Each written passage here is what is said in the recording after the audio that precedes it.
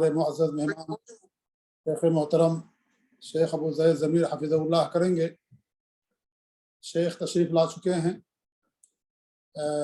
بس اتنی سی یاد دہانی کرانی ہے کہ جب ہندوستان میں مغرب کی نماز کا وقت ہوتا ہے تو شیخ نماز کے لیے تشریف لے جاتے ہیں۔ 10-15 منٹ کا جو وقت رہتا ہے وہ وقت آپ کے سوالوں کے جوابات کے لیے مختص کر دیا گیا ہے۔ اس لیے اگر آپ لوگوں کے پاس کوئی سوال ہو تو جو اس پروگرام کے ہوسٹ ہیں، میزبان ہیں، ان تک آپ اپنا سوال بھیجیں۔ انشاءاللہ اس وقت وہ آپ کے سوال کو پیش کریں گے اور جواب دینے کی کوشش کی جائے گی۔ میں بڑے ادب اور احترام کے ساتھ شیخ محترم سے گزارش کرتا ہوں کہ شیخ اپنے درس کا آغاز فرمائیں، اور آپ لوگوں سے بھی گزارش کی جا رہی ہے کہ دروس کو دلجمعی کے ساتھ سکون کے ساتھ سنیں۔ اور میں نے شروع ہی میں کہا تھا کہ ایک دفتر رکھیے اور دفتر کے اندر ساری معلومات جو ملیں آپ اس کو لکھتے رہیں، خاص طور سے ہمارے طلباء ہیں اور علماء ہیں، دعات ہیں، فارغین ہیں، ان سے بطور خاص میری گزارش ہے کہ ایک دفتر رکھیں اور جو قیمتی اور علمی باتیں ہوں ان کو درج کرتے رہیں تاکہ بعد میں آپ کے لیے آسانی ہو اور ساری معلومات پھر دوبارہ آپ کے ذہن میں واپس آ جائیں۔ اللہ تعالیٰ شیخ محترم کے حفاظ فرمائے۔ شیخ سے گزارش ہے کہ شیخ میں درس کا آغاز فرمائیں۔ جزاکم اللہ خیر۔ السلام علیکم ورحمۃ اللہ وبرکاتہ۔ وعلیکم السلام ورحمۃ اللہ وبرکاتہ۔ ان الحمد لله نحمده ونستعينه ونستغفره ونعوذ بالله من شرور انفسنا ومن سيئات اعمالنا، من يهده الله فلا مضل له ومن يضلل فلا هادي له، واشهد ان لا اله الا الله وحده لا شريك له، واشهد ان محمدا عبده ورسوله، اما بعد فان خير الحديث كتاب الله، وخير الهدي هدي محمد صلى الله عليه وعلى اله وسلم، وشر الأمور محدثاتها، وكل محدثة بدعة، وكل بدعة ضلالة، وكل ضلالة في النار۔ قال النبي صلى الله عليه وسلم الدنيا سجن المؤمن۔ قابل احترام فضیلت الشیخ مختار احمد مدنی حفظہ اللہ، دیگر اہل علم، میرے محترم دینی بھائیوں اور قابل احترام اور بہنوں، بلوغ المرام سے کتاب الجامع کا حصہ اور اس حصے میں سے باب الزہد والورع، اس باب کا پچھلے درس سے ہم مطالعہ کر رہے ہیں، اور ان احادیث میں ایک انسان کو آخرت کی فکر اور دنیا سے بیزاری اور دنیا میں احتیاط کے ساتھ حلال و حرام کی تمیز کرتے ہوئے زندگی گزارنے کی ترغیب و تلقین ہے۔ یہ احادیث ہمیں دنیا سے دور کر کے آخرت سے قریب کرتی ہیں، دنیا پرستی سے نکال کر اعمال کا شوق پیدا کرتی ہیں، اور ایک انسان کو اللہ کی طرف راغب ہونے والا بناتی ہیں۔ ایک انسان کے دل میں اپنی موت، اپنی آخرت کی فکر پیدا کر کے اس کے دل میں ڈر پیدا کرتی ہیں۔ لہٰذا انہی احادیث میں سے ایک حدیث آج کے اس درس میں ہم دیکھیں گے، اور اس کے بعد ایک دوسرا مسئلہ جو تشبہ کا ہے انشاءاللہ اس پر بھی ہم غور کریں گے۔ تو ایک بہت ہی اہم حدیث ہے جو اس باب کی حدیث نمبر 3 ہے۔ حدیث کے الفاظ ہیں وعن ابن عمر رضی اللہ عنہما قال اخذ رسول اللہ صلی اللہ علیہ وسلم بمنکبی فقال كن في الدنيا كأنك غريب أو عابر سبيل، وكان ابن عمر يقول إذا أمسيت فلا تنتظر الصباح، وإذا أصبحت فلا تنتظر المساء، وخذ من صحتك لسقمك ومن حياتك لموتك، أخرجه البخاری۔ حدیث کا ترجمہ کیا ہے؟ عبداللہ ابن عمر رضی اللہ تعالیٰ عنہما سے روایت ہے، فرماتے ہیں اللہ کے رسول صلی اللہ علیہ وسلم نے میرے کندھے پر ہاتھ رکھا، میرا کندھا پکڑ کے کہا، مونڈے پر ہاتھ رکھ کے کہا، کن فی الدنیا کأنک غریب او عابر سبیل، تو دنیا میں ایسے زندگی بسر کر گویا کہ اجنبی ہے یا پھر راستہ چلنے والا مسافر۔ وکان ابن عمر یقول، عبداللہ ابن عمر رضی اللہ تعالیٰ عنہ خود کہا کرتے تھے اذا امسیت فلا تنتظر الصباح، جب تو شام کرے تو صبح ہونے تک کا انتظار مت کر، وَإِذَا أَصْبَحْتَ فَلَا تَنْتَظِرِ الْمَسَاءَ، اور جب تو صبح کرے تو شام ہونے کا انتظار نہ کر۔ وخذ من صحتک لسقمک، اور اپنی صحت کے ایام میں اپنی بیماری کے لیے سامان اکٹھا کر لے، اعمال اکٹھا کر لے۔ ومن حیاتک لموتک، اور اپنی زندگی میں اپنی موت کے لیے جمع کر لے۔ اخرجہ البخاری، اس حدیث کو امام البخاری نے روایت کیا ہے۔ ایک بہت ہی اہم حدیث ہے جس میں انسان کو، ایک مسلمان کو اس بات کی ترغیب دی گئی ہے اور اس بات کو ذہن میں رکھنے کے لیے کہا گیا ہے کہ وہ ہمیشہ اپنی زندگی کو کم سمجھتا رہے اور آخرت کو، موت کو قریب سمجھتا رہے۔ یہ حدیث ہمیں اس بات کی تلقین کرتی ہے کہ دنیا میں ہمارا ایٹیٹیوڈ کیا ہونا چاہیے، دنیا میں ہماری سوچ کیسی ہونا چاہیے۔ اور آگے جو ابن عمر رضی اللہ تعالیٰ عنہ نے جو بات کہی ہے اس میں دونوں حصے ہیں کہ مومن کی سوچ کیسی ہونی چاہیے، ہر دن اس کا مزاج، اس کی سوچ، اس کی فکر کیا ہونی چاہیے، اور عملی سطح پر اس کو کیسے جینا چاہیے، اس کو کیسے تیاری کرنا چاہیے۔ تو اس کی قلبی سطح پر اور عملی سطح پر جو زندگی ہے، وہ دونوں باتیں ابن عمر رضی اللہ تعالیٰ عنہ کے قول میں جمع ہو گئی ہیں۔ اور یہ بہت ہی پیاری حدیث ہے جو ہر وقت اور ہر دن ہمارے سامنے ہونی چاہیے، اس کو ملحوظ رکھ کے ہم کو چلنا چاہیے۔ آئیے دیکھتے ہیں حدیث کے واقعی معنی کیا ہیں اور اس میں تفصیلاً علماء نے کیا شروحات میں کہا ہے۔ ساری شروحات تو جمع نہیں کی جا سکتی ہیں، لیکن کچھ باتیں اہل علم جو کہی ہیں جو آسانی سے ہم سمجھ سکتے ہیں، ان باتوں کو ہم یہاں پر دیکھنے کی کوشش کریں گے۔ پہلا حصہ حدیث کا ہے، عبداللہ ابن عمر رضی اللہ تعالیٰ عنہ کہتے ہیں، اخذ رسول اللہ صلی اللہ علیہ وسلم بمنکبی، اللہ کے رسول صلی اللہ علیہ وسلم نے میرے کندھے پر ہاتھ رکھے مجھے اپنی طرف متوجہ کر کے کہا، یعنی یہاں پر ہاتھ رکھا اور پھر آگے کی بات کہی۔ تو یہ کیا چیز ہے؟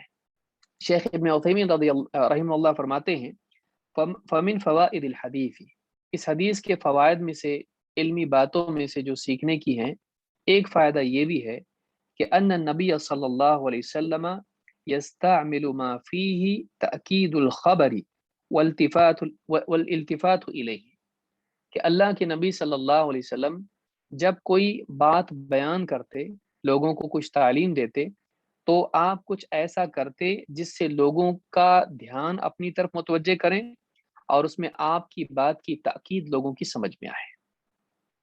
یعنی آپ کچھ نہ کچھ جب بھی تلقین، اہم بات لوگوں کو سکھاتے، بہت امپورٹنٹ بات سکھاتے، تو لوگوں کے ذہن میں اس بات کی اہمیت ہو کہ یہ واقعی بہت اہم بات بیان کی جا رہی ہے، اور اسی طرح سے لوگوں کا دھیان آپ کی طرف متوجہ ہو، اس کے لیے آپ کچھ نہ کچھ ایسا کرتے تھے۔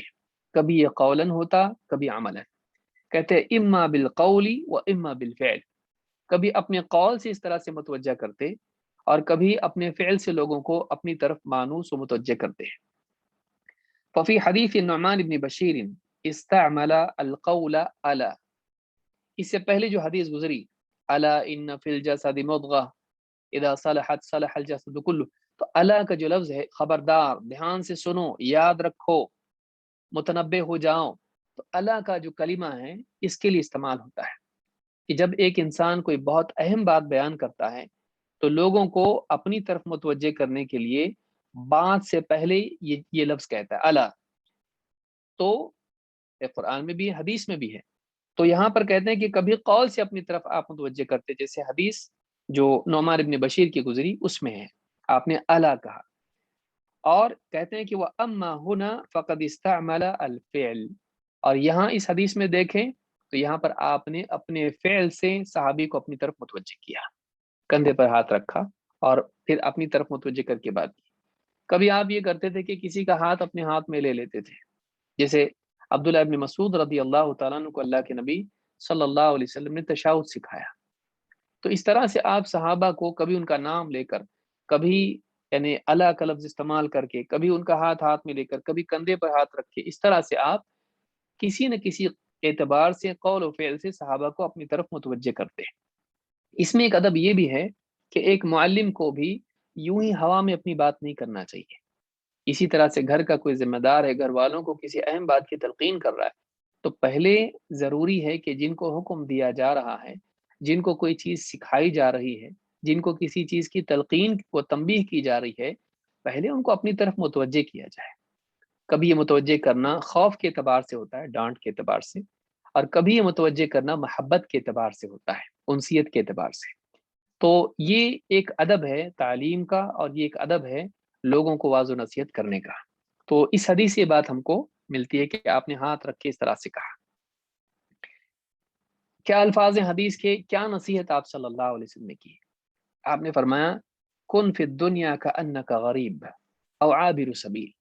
چھوٹی سی حدیث ہے، لیکن ایک بہت بڑی بات اس میں بیان کی گئی ہے کہ ایک مومن کی ذہنیت دنیا میں کیسی ہونی چاہیے، وہ اپنی حیثیت کیا طے کرے۔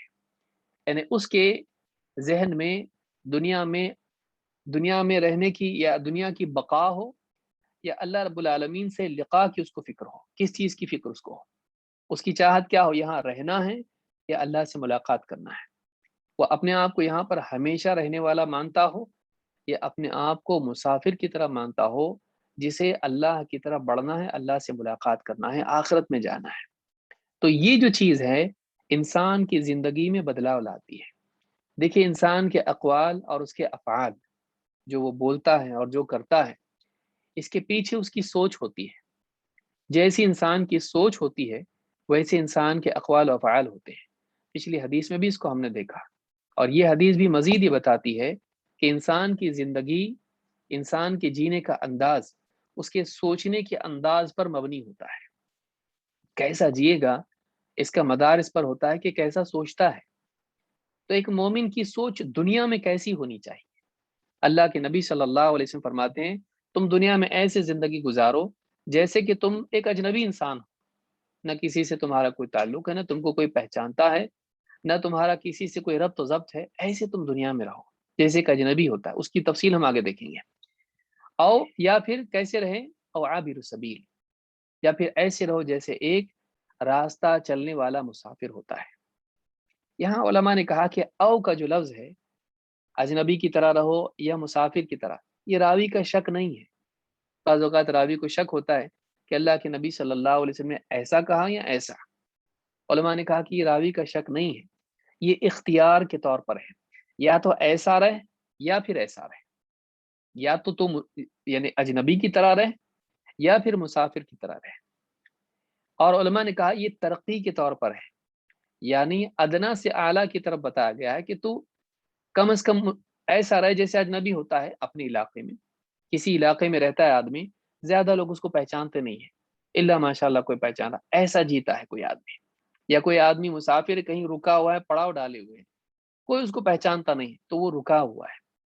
اس سے اعلیٰ درجہ ایسا ہے کہ وہ رکا ہوا بھی نہیں ہے، وہ مسلسل سفر میں ہے، تو یہ اور بھی زیادہ اجنبی ہوتا ہے کہ اس نے کہیں پڑاؤ ہی نہیں ڈالا۔ تو یہ ادنا سے اعلیٰ کی طرف ترقی ہے۔ تو یہ دونوں بھی ہے، یا تو اختیار ہے یا تو پھر یہ پہلے کم کو بتا کر پھر اس سے زیادہ کا مرتبہ بتایا گیا کہ تجھ کو دنیا میں کیسے رہنا ہے۔ آگے ہم دیکھیں گے حدیث بھی اس باب میں اللہ کے رسول صلی اللہ علیہ وسلم کی کیا ہے اور آپ کیسا رہتے تھے۔ اس تعلق سے شیخ ابن عثیمین رحمہ اللہ فرماتے ہیں فالغریب لم يتخذها سکنا وقرارا، اجنبی وہ ہوتا ہے جو دنیا کو اپنے لیے مسکن اور قرار گاہ نہیں بناتا ہے۔ وعابر السبیل لم يستقر فيها ابدا، اور مسافر جو راہ چل رہا ہے، ایک راستہ طے کر رہا ہے، وہ تو سرے سے یہاں پر کہیں پر پڑاؤ ڈالتا ہی نہیں ہے، یعنی وہ تو کہیں گھر بنا کے رہتا ہی نہیں ہے۔ تو غریب اس کو کہتے ہیں، اجنبی جو کہیں رہتا ہے لیکن لوگ اس کو نہیں پہچانتے۔ لیکن مسافر جو ہوتا ہے اور جو راستہ چلنے والا ہوتا ہے، وہ تو سرے سے کہیں پڑاؤ ڈالے ہوئے نہیں ہے، نہ اس کا کہیں گھر ہے، نہ کہیں کسی یعنی گیسٹ ہاؤس میں رہ رہا ہے، نہ کسی لاج میں وہ رہ رہا ہے، وہ تو بس مسلسل چل رہا ہے، اپنی سواری پر ہے، سفر میں ہے۔ بل ہوا ماشن، بلکہ وہ چلتا رہتا ہے۔ وعابر السبیل اکمل زہدا من الغریب، اسی لیے شیخ ابن عثیمین کہتے ہیں کہ مسافر یہ اجنبی سے زیادہ زہد والا ہے۔ زہد والا دنیا سے دل کو نہ لگانے والا، دنیا میں تقلل اختیار کرنے والا، کم پہ راضی رہ کے چلتے رہنے والا۔ لأن عابر السبیل لیس بجالس، اس لیے کہ جو مسافر ہے جو راستہ چل رہا ہے وہ بیٹھا ہوا نہیں ہے، وہ راستہ چل رہا ہے. والغریب یجلس لکنہ غریب. اور جو اجنبی ہوتا ہے ممکن ہے وہ کہیں آرام کر رہا ہو، بیٹھا ہوا ہو، یا کسی گھر میں رہ رہا ہو، کسی جگہ پہ رہ رہا ہو، لیکن راستہ چلنے والا تو بیٹھا ہوا بھی نہیں، وہ تو چل رہا ہے. تو کہتے ہیں لاکن ہو غریب، لیکن پھر بھی وہ غریب ہی مانا جائے گا، لیکن وہ مسافر اس معنی میں نہیں جو راستہ چل رہا ہے، راستہ چلنے والا. تو یہاں پر بتایا گیا کہ دو طرح کے لوگ ہیں. یعنی زہد کے اعتبار سے ادنا درجہ یہ ہے کہ ایک انسان اجنبی کی طرح دنیا میں رہے. اجنبی کی طرح کیسے ہم دیکھیں گے. یا اس سے اعلیٰ مرتبہ یہ ہے کہ وہ ایسا رہے جیسے کوئی آدمی راستہ چل رہا ہو، راستے میں سفر میں ہو. شیخ البسام کہتے ہیں فالحدیث فیہ الحض علی قلت المخالطہ والترغیب فی الزہد فی الدنیا. کہتے ہیں کہ اس حدیث میں دو چیزوں کی ترغیب و تلقین ہے. ایک تو یہ کہ دنیا میں آدمی قلت مخالطہ، لوگوں سے بہت زیادہ دل نہیں لگا ہے، چھوڑ کے جانا ہے. آپ دیکھیے کہ دنیا میں کوئی آدمی مسافر ہوتا ہے تو وہ زیادہ لوگوں سے تعلقات بنانے میں اور ان کا دل جیتنے میں فلاں چیز نہیں، اس کو رکنا ہی نہیں زیادہ وہاں پہ. وہ بہت زیادہ لوگوں سے دل نہیں لگاتا ہے، اس اعتبار سے کہ دنیوی اعتبار سے دنیا داروں سے زیادہ رشتہ داریاں نہیں بناتا ہے. ہاں جس کو زیادہ رہنا ہے یہاں پر، وہ آدمی ہر ایک سے اپنی سیٹنگ کرتا ہے تاکہ کبھی نہ کبھی اس کے کوئی کام آئے. لیکن جو آدمی مسافر ہوتا ہے اس کا کسی سے کیا لینا دینا، تھوڑی دیر کی ملاقات ہے، مجھ کو آگے بڑھنا ہے. تو اس اعتبار سے وہ یہاں لوگوں کو جیتنے میں، لوگوں کے پاس اپنا مقام بنانے میں اور لوگوں کے ساتھ بہت زیادہ تعلقات بنانے میں بھی ساری صلاحیتیں خرچ نہیں کرتا ہے. کہتے فالحدیث فیہ الحض علی قلت المخالطہ والترغیب فی الزہد فی الدنیا. اور اس حدیث میں ترغیب ہے کہ انسان دنیا میں زہد اختیار کرے. زہد کے بارے میں آپ دیکھ چکے ہیں کہ جو چیزیں آخرت میں نفع نہ دیں انسان ان کو چھوڑ دے، اور اپنی ضروریات میں، دنیا کی لذتوں میں آدمی تقلل اختیار کرے. کم سے کم میں آدمی جیے، اس کو کہتے ہیں الزہد. زہد میں قلت اور اعراض دونوں کے معنی ہے. قلت اور اعراض اوائڈ کرنا، یہ دونوں معنی اس میں. حقارت کے بھی معنی علماء نے ذکر کیے ہیں. دنیا کو حقیر سمجھتے ہوئے آدمی اعراض کرے، اس کی بہت زیادہ رنگینی اور نعمتیں اور یہاں کی ساری زیب و زینت سے اعراض کرے آدمی، تاکہ کہیں ان کو دیکھنے میں، اس میں ملوث ہونے میں آدمی کا دل اس سے نہ لگ جائے. اور جس کا دل یعنی دنیا سے لگ جاتا ہے، اس کا دل اللہ سے دور ہو جاتا ہے، اس کا دل آخرت سے غافل ہو جاتا ہے. اس ڈر سے ایک انسان دنیا میں قلت پر راضی رہے، دنیا کو حقیر سمجھتے ہوئے اسے اعراض کرے، اس کو زہد کہتے ہیں. تو توضیح الاحکام میں انہوں نے یہ بات کہی ہے کہ انسان یہاں پر لوگوں سے زیادہ مخالطت نہ رکھے اور اسی طرح سے دنیا سے زہد اختیار کرے.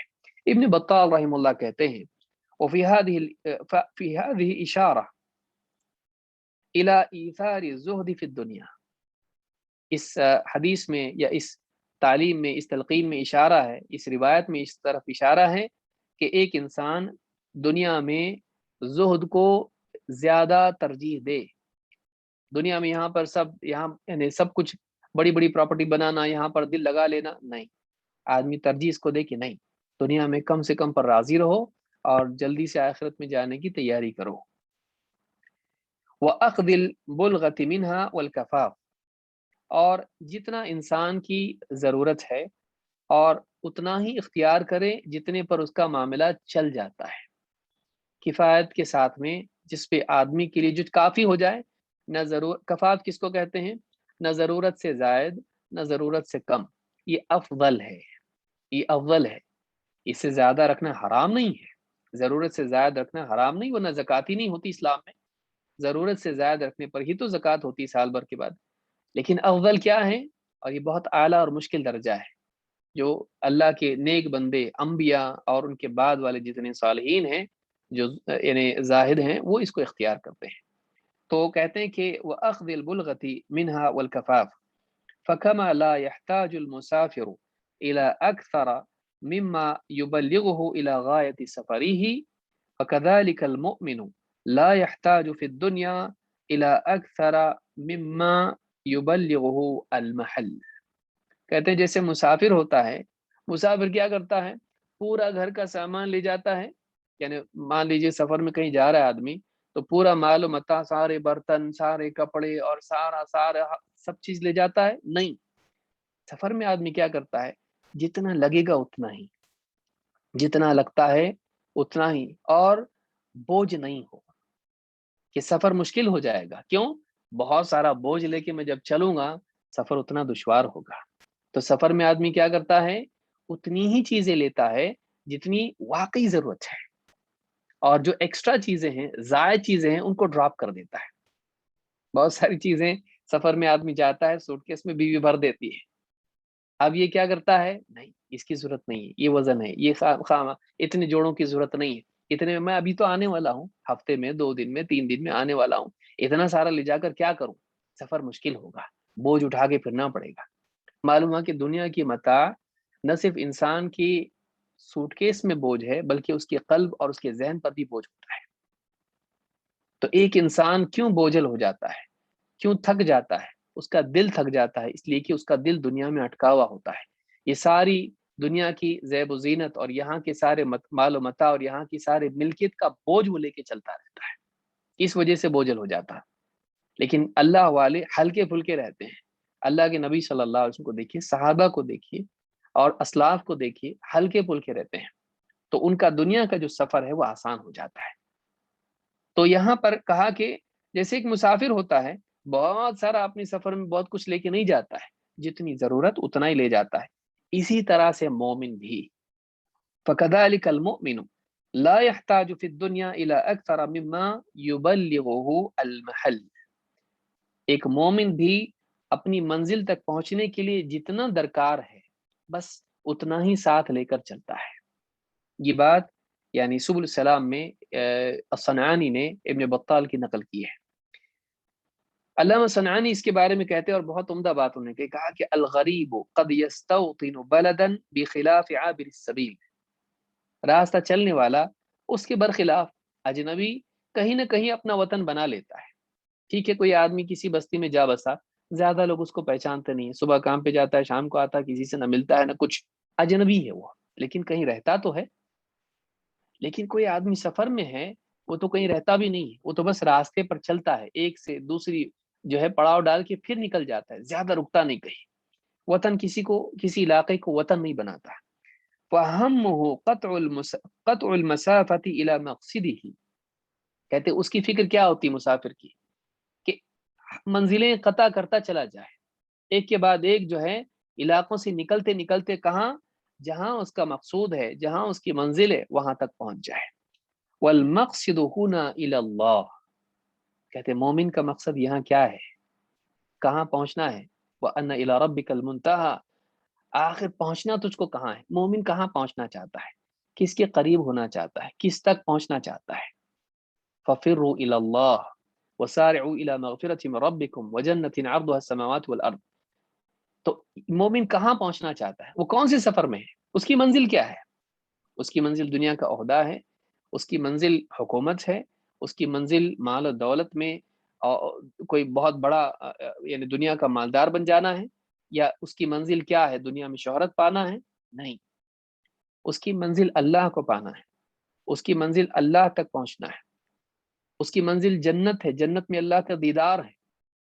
تو یہ جو ہے مومن ہوتا ہے، کہتے ہیں والمقصد هنا الى اللہ وان الى ربک المنتہى، کہ منتہا کہاں ہے؟ اللہ تک اس کو پہنچنا ہے، اس کی آخری منزل اللہ ہے، اس کی دوڑ اللہ تک ہے، اس کو اللہ تک پہنچنا ہے۔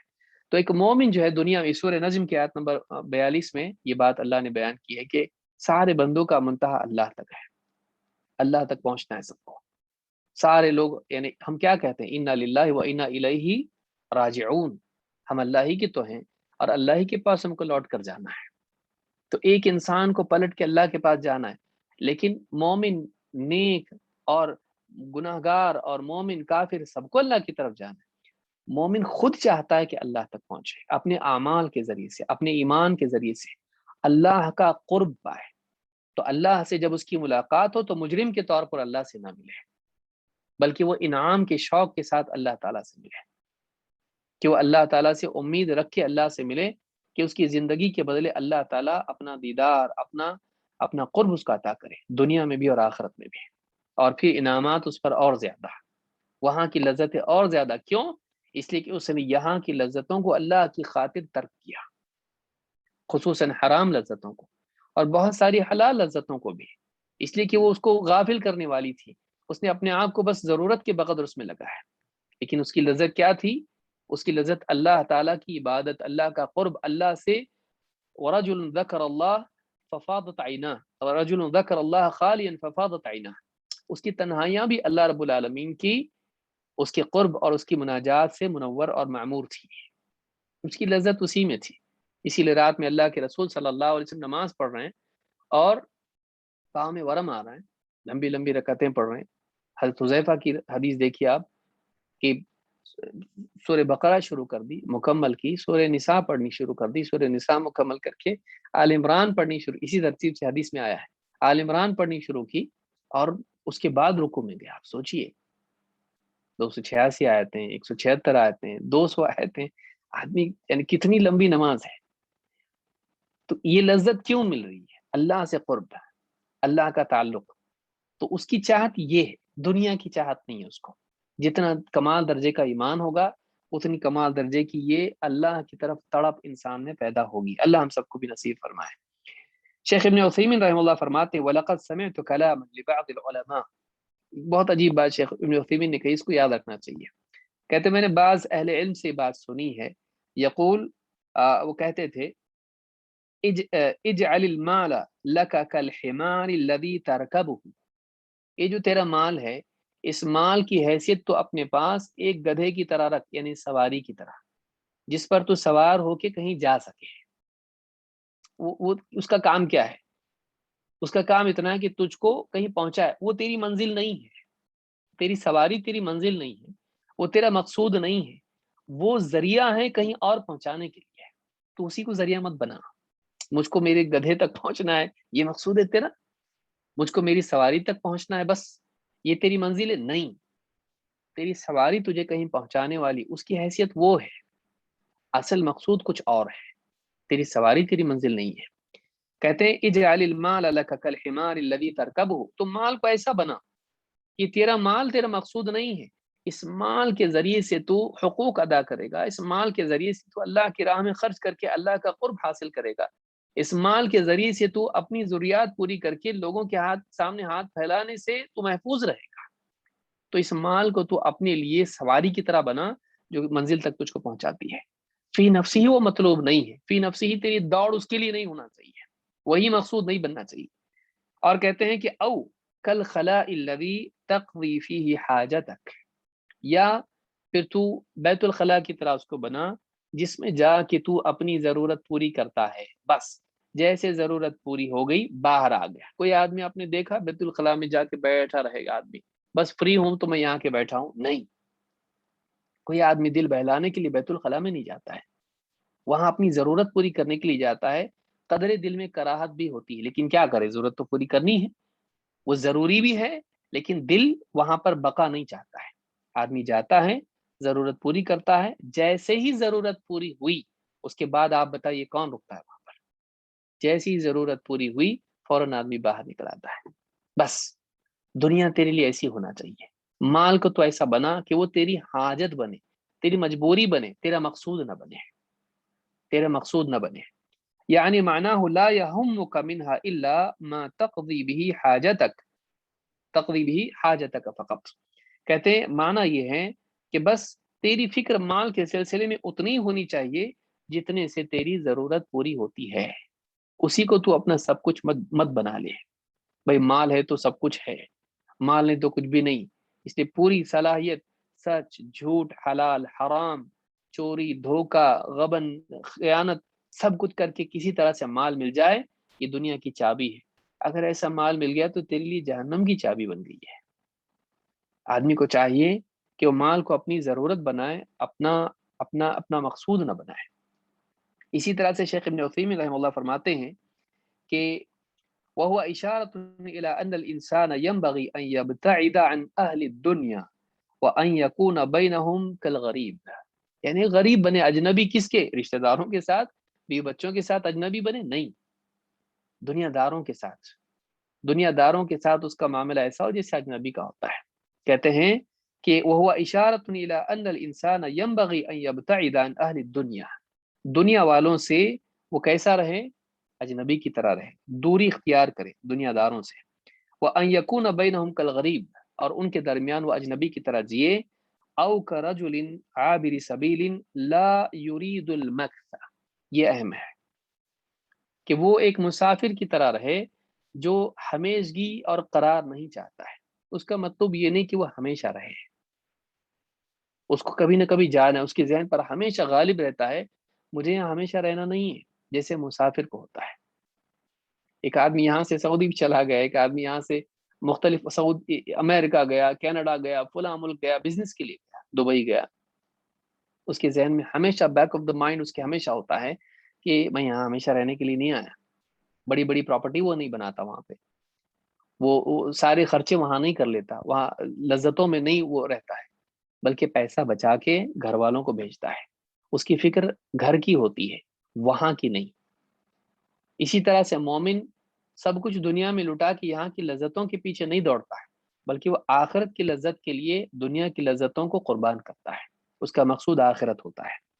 تو یہ بات ہے کہ لا یرید المکث، کہتے وہ ہمیشہ اور یہاں پر یعنی مکث نہیں چاہتا ہے، یہاں تمکین، یہیں رہے، یہیں بسے، یہاں بسنے کا اس کا دل نہیں ہوتا ہے، وہ مسافر ہے، اس کو یہاں سے نکل کے جانا ہے۔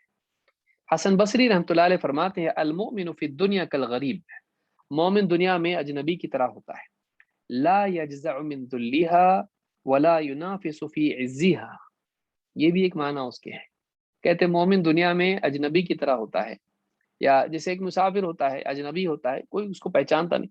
دیکھیے آپ کا کمپٹیشن اجنبیوں سے کبھی نہیں ہوتا، آپ کا حسد، آپ کی دشمنیاں، آپ کا تنافس ان لوگوں سے ہوتا ہے جو آپ کے فیلڈ کے ہیں، آپ کے قریب کے ہیں، چاہے وہ رشتہ داری کے اعتبار سے ہو، پڑوس کے اعتبار سے ہو، کمپنی میں ساتھ والوں کے اعتبار سے ہو، یا کسی ادارے میں ہو، تو انہی سے آپ کا کمپٹیشن ہوتا ہے۔ لیکن ایک اجنبی کسی سے کیوں کمپٹیشن کرے؟ اس سفر میں ہے، کسی کو دیکھ رہا ہے، کوئی مالدار ہے، اس سے حسد نہیں کرتا، اس کے بارے میں یہ نہیں چاہتا کہ اس سے سب چھن جائے، کیوں؟ اس سے اس کا کوئی تعلق ہی نہیں ہے۔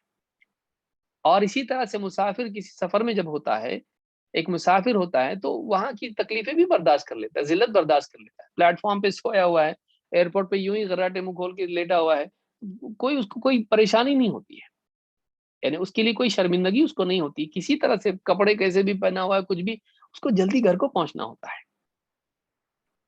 وہ وہاں کی یعنی ذلت پر شکایت نہیں کرتا، سفر میں ذلت پر شکایت نہیں کرتا، اور وہاں کی عزت کے لیے لوگوں سے تنافس نہیں کرتا ہے کہ مجھے یہاں عزت ملے، نہیں، مجھے رہنا ہی نہیں یہاں پہ، یہاں سے جانا ہے مجھ کو۔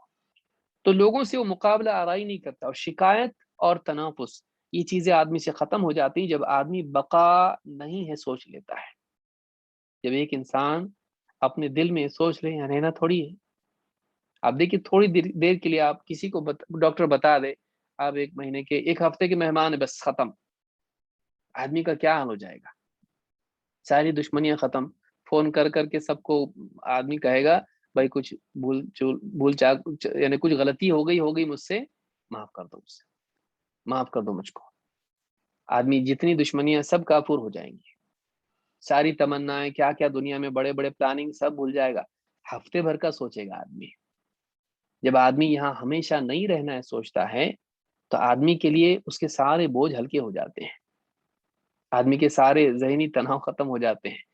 واقعی اگر آدمی، بہت سارے کینسر کے پیشنٹ بھی ڈاکٹر ان کی یعنی ایک ریسرچ ہے، وہ کہتے ہیں جب تک آدمی اندر سے لڑتا رہتا ہے تب تک کہ اس کو تکلیف ہوتی ہے، ڈینائل میں جب تک ہوتا ہے تب تک تکلیف ہوتی، لیکن جب ایکسیپٹ کر لیتا ہے کہ مجھ کو مرنا ہے، ایک ٹھہراؤ سا سمندر میں اس کے آ جاتا ہے، سکون سا اس کے اندر آ جاتا ہے جب وہ ایکسیپٹ کر لیتا ہے۔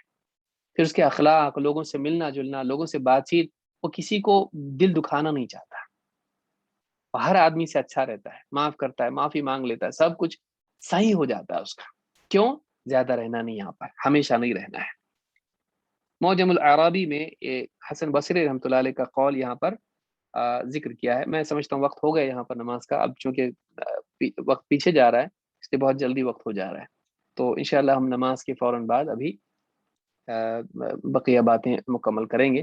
یہاں پر اذان کا وقت بالکل ہو گیا ہے، تو انشاءاللہ نماز کے بعد ہی ہم بقیہ باتیں کریں گے. اقول هذا واستغفر الله لي ولكم.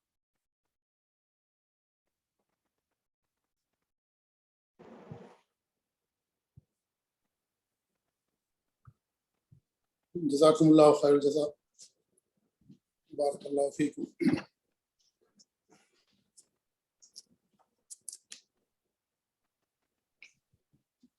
السلام علیکم ورحمۃ اللہ وبرکاتہ. شیخ السلام ورحمۃ اللہ وبرکاتہ. شیخ ایک سوال آیا ہے کہ ایک صاحب کے گھر میں 2 مہینے کی بچی ہے، اگر اس کا پیشاب اگر کپڑے پر گر جائے تو کیا ان کپڑوں میں نماز پڑھ سکتے ہیں؟ یہ سوال ہے شیخ ان کا. بسم اللہ والصلاۃ والسلام علی رسول اللہ وبعد. سوال یہ ہے کہ اگر بچی کا پیشاب لگ جائے اور بچی 2 مہینے کی ہے تو کیا اس میں نماز ہوگی؟ اس کا جواب یہ ہے کہ نہیں، اس کو دھل لیا جائے.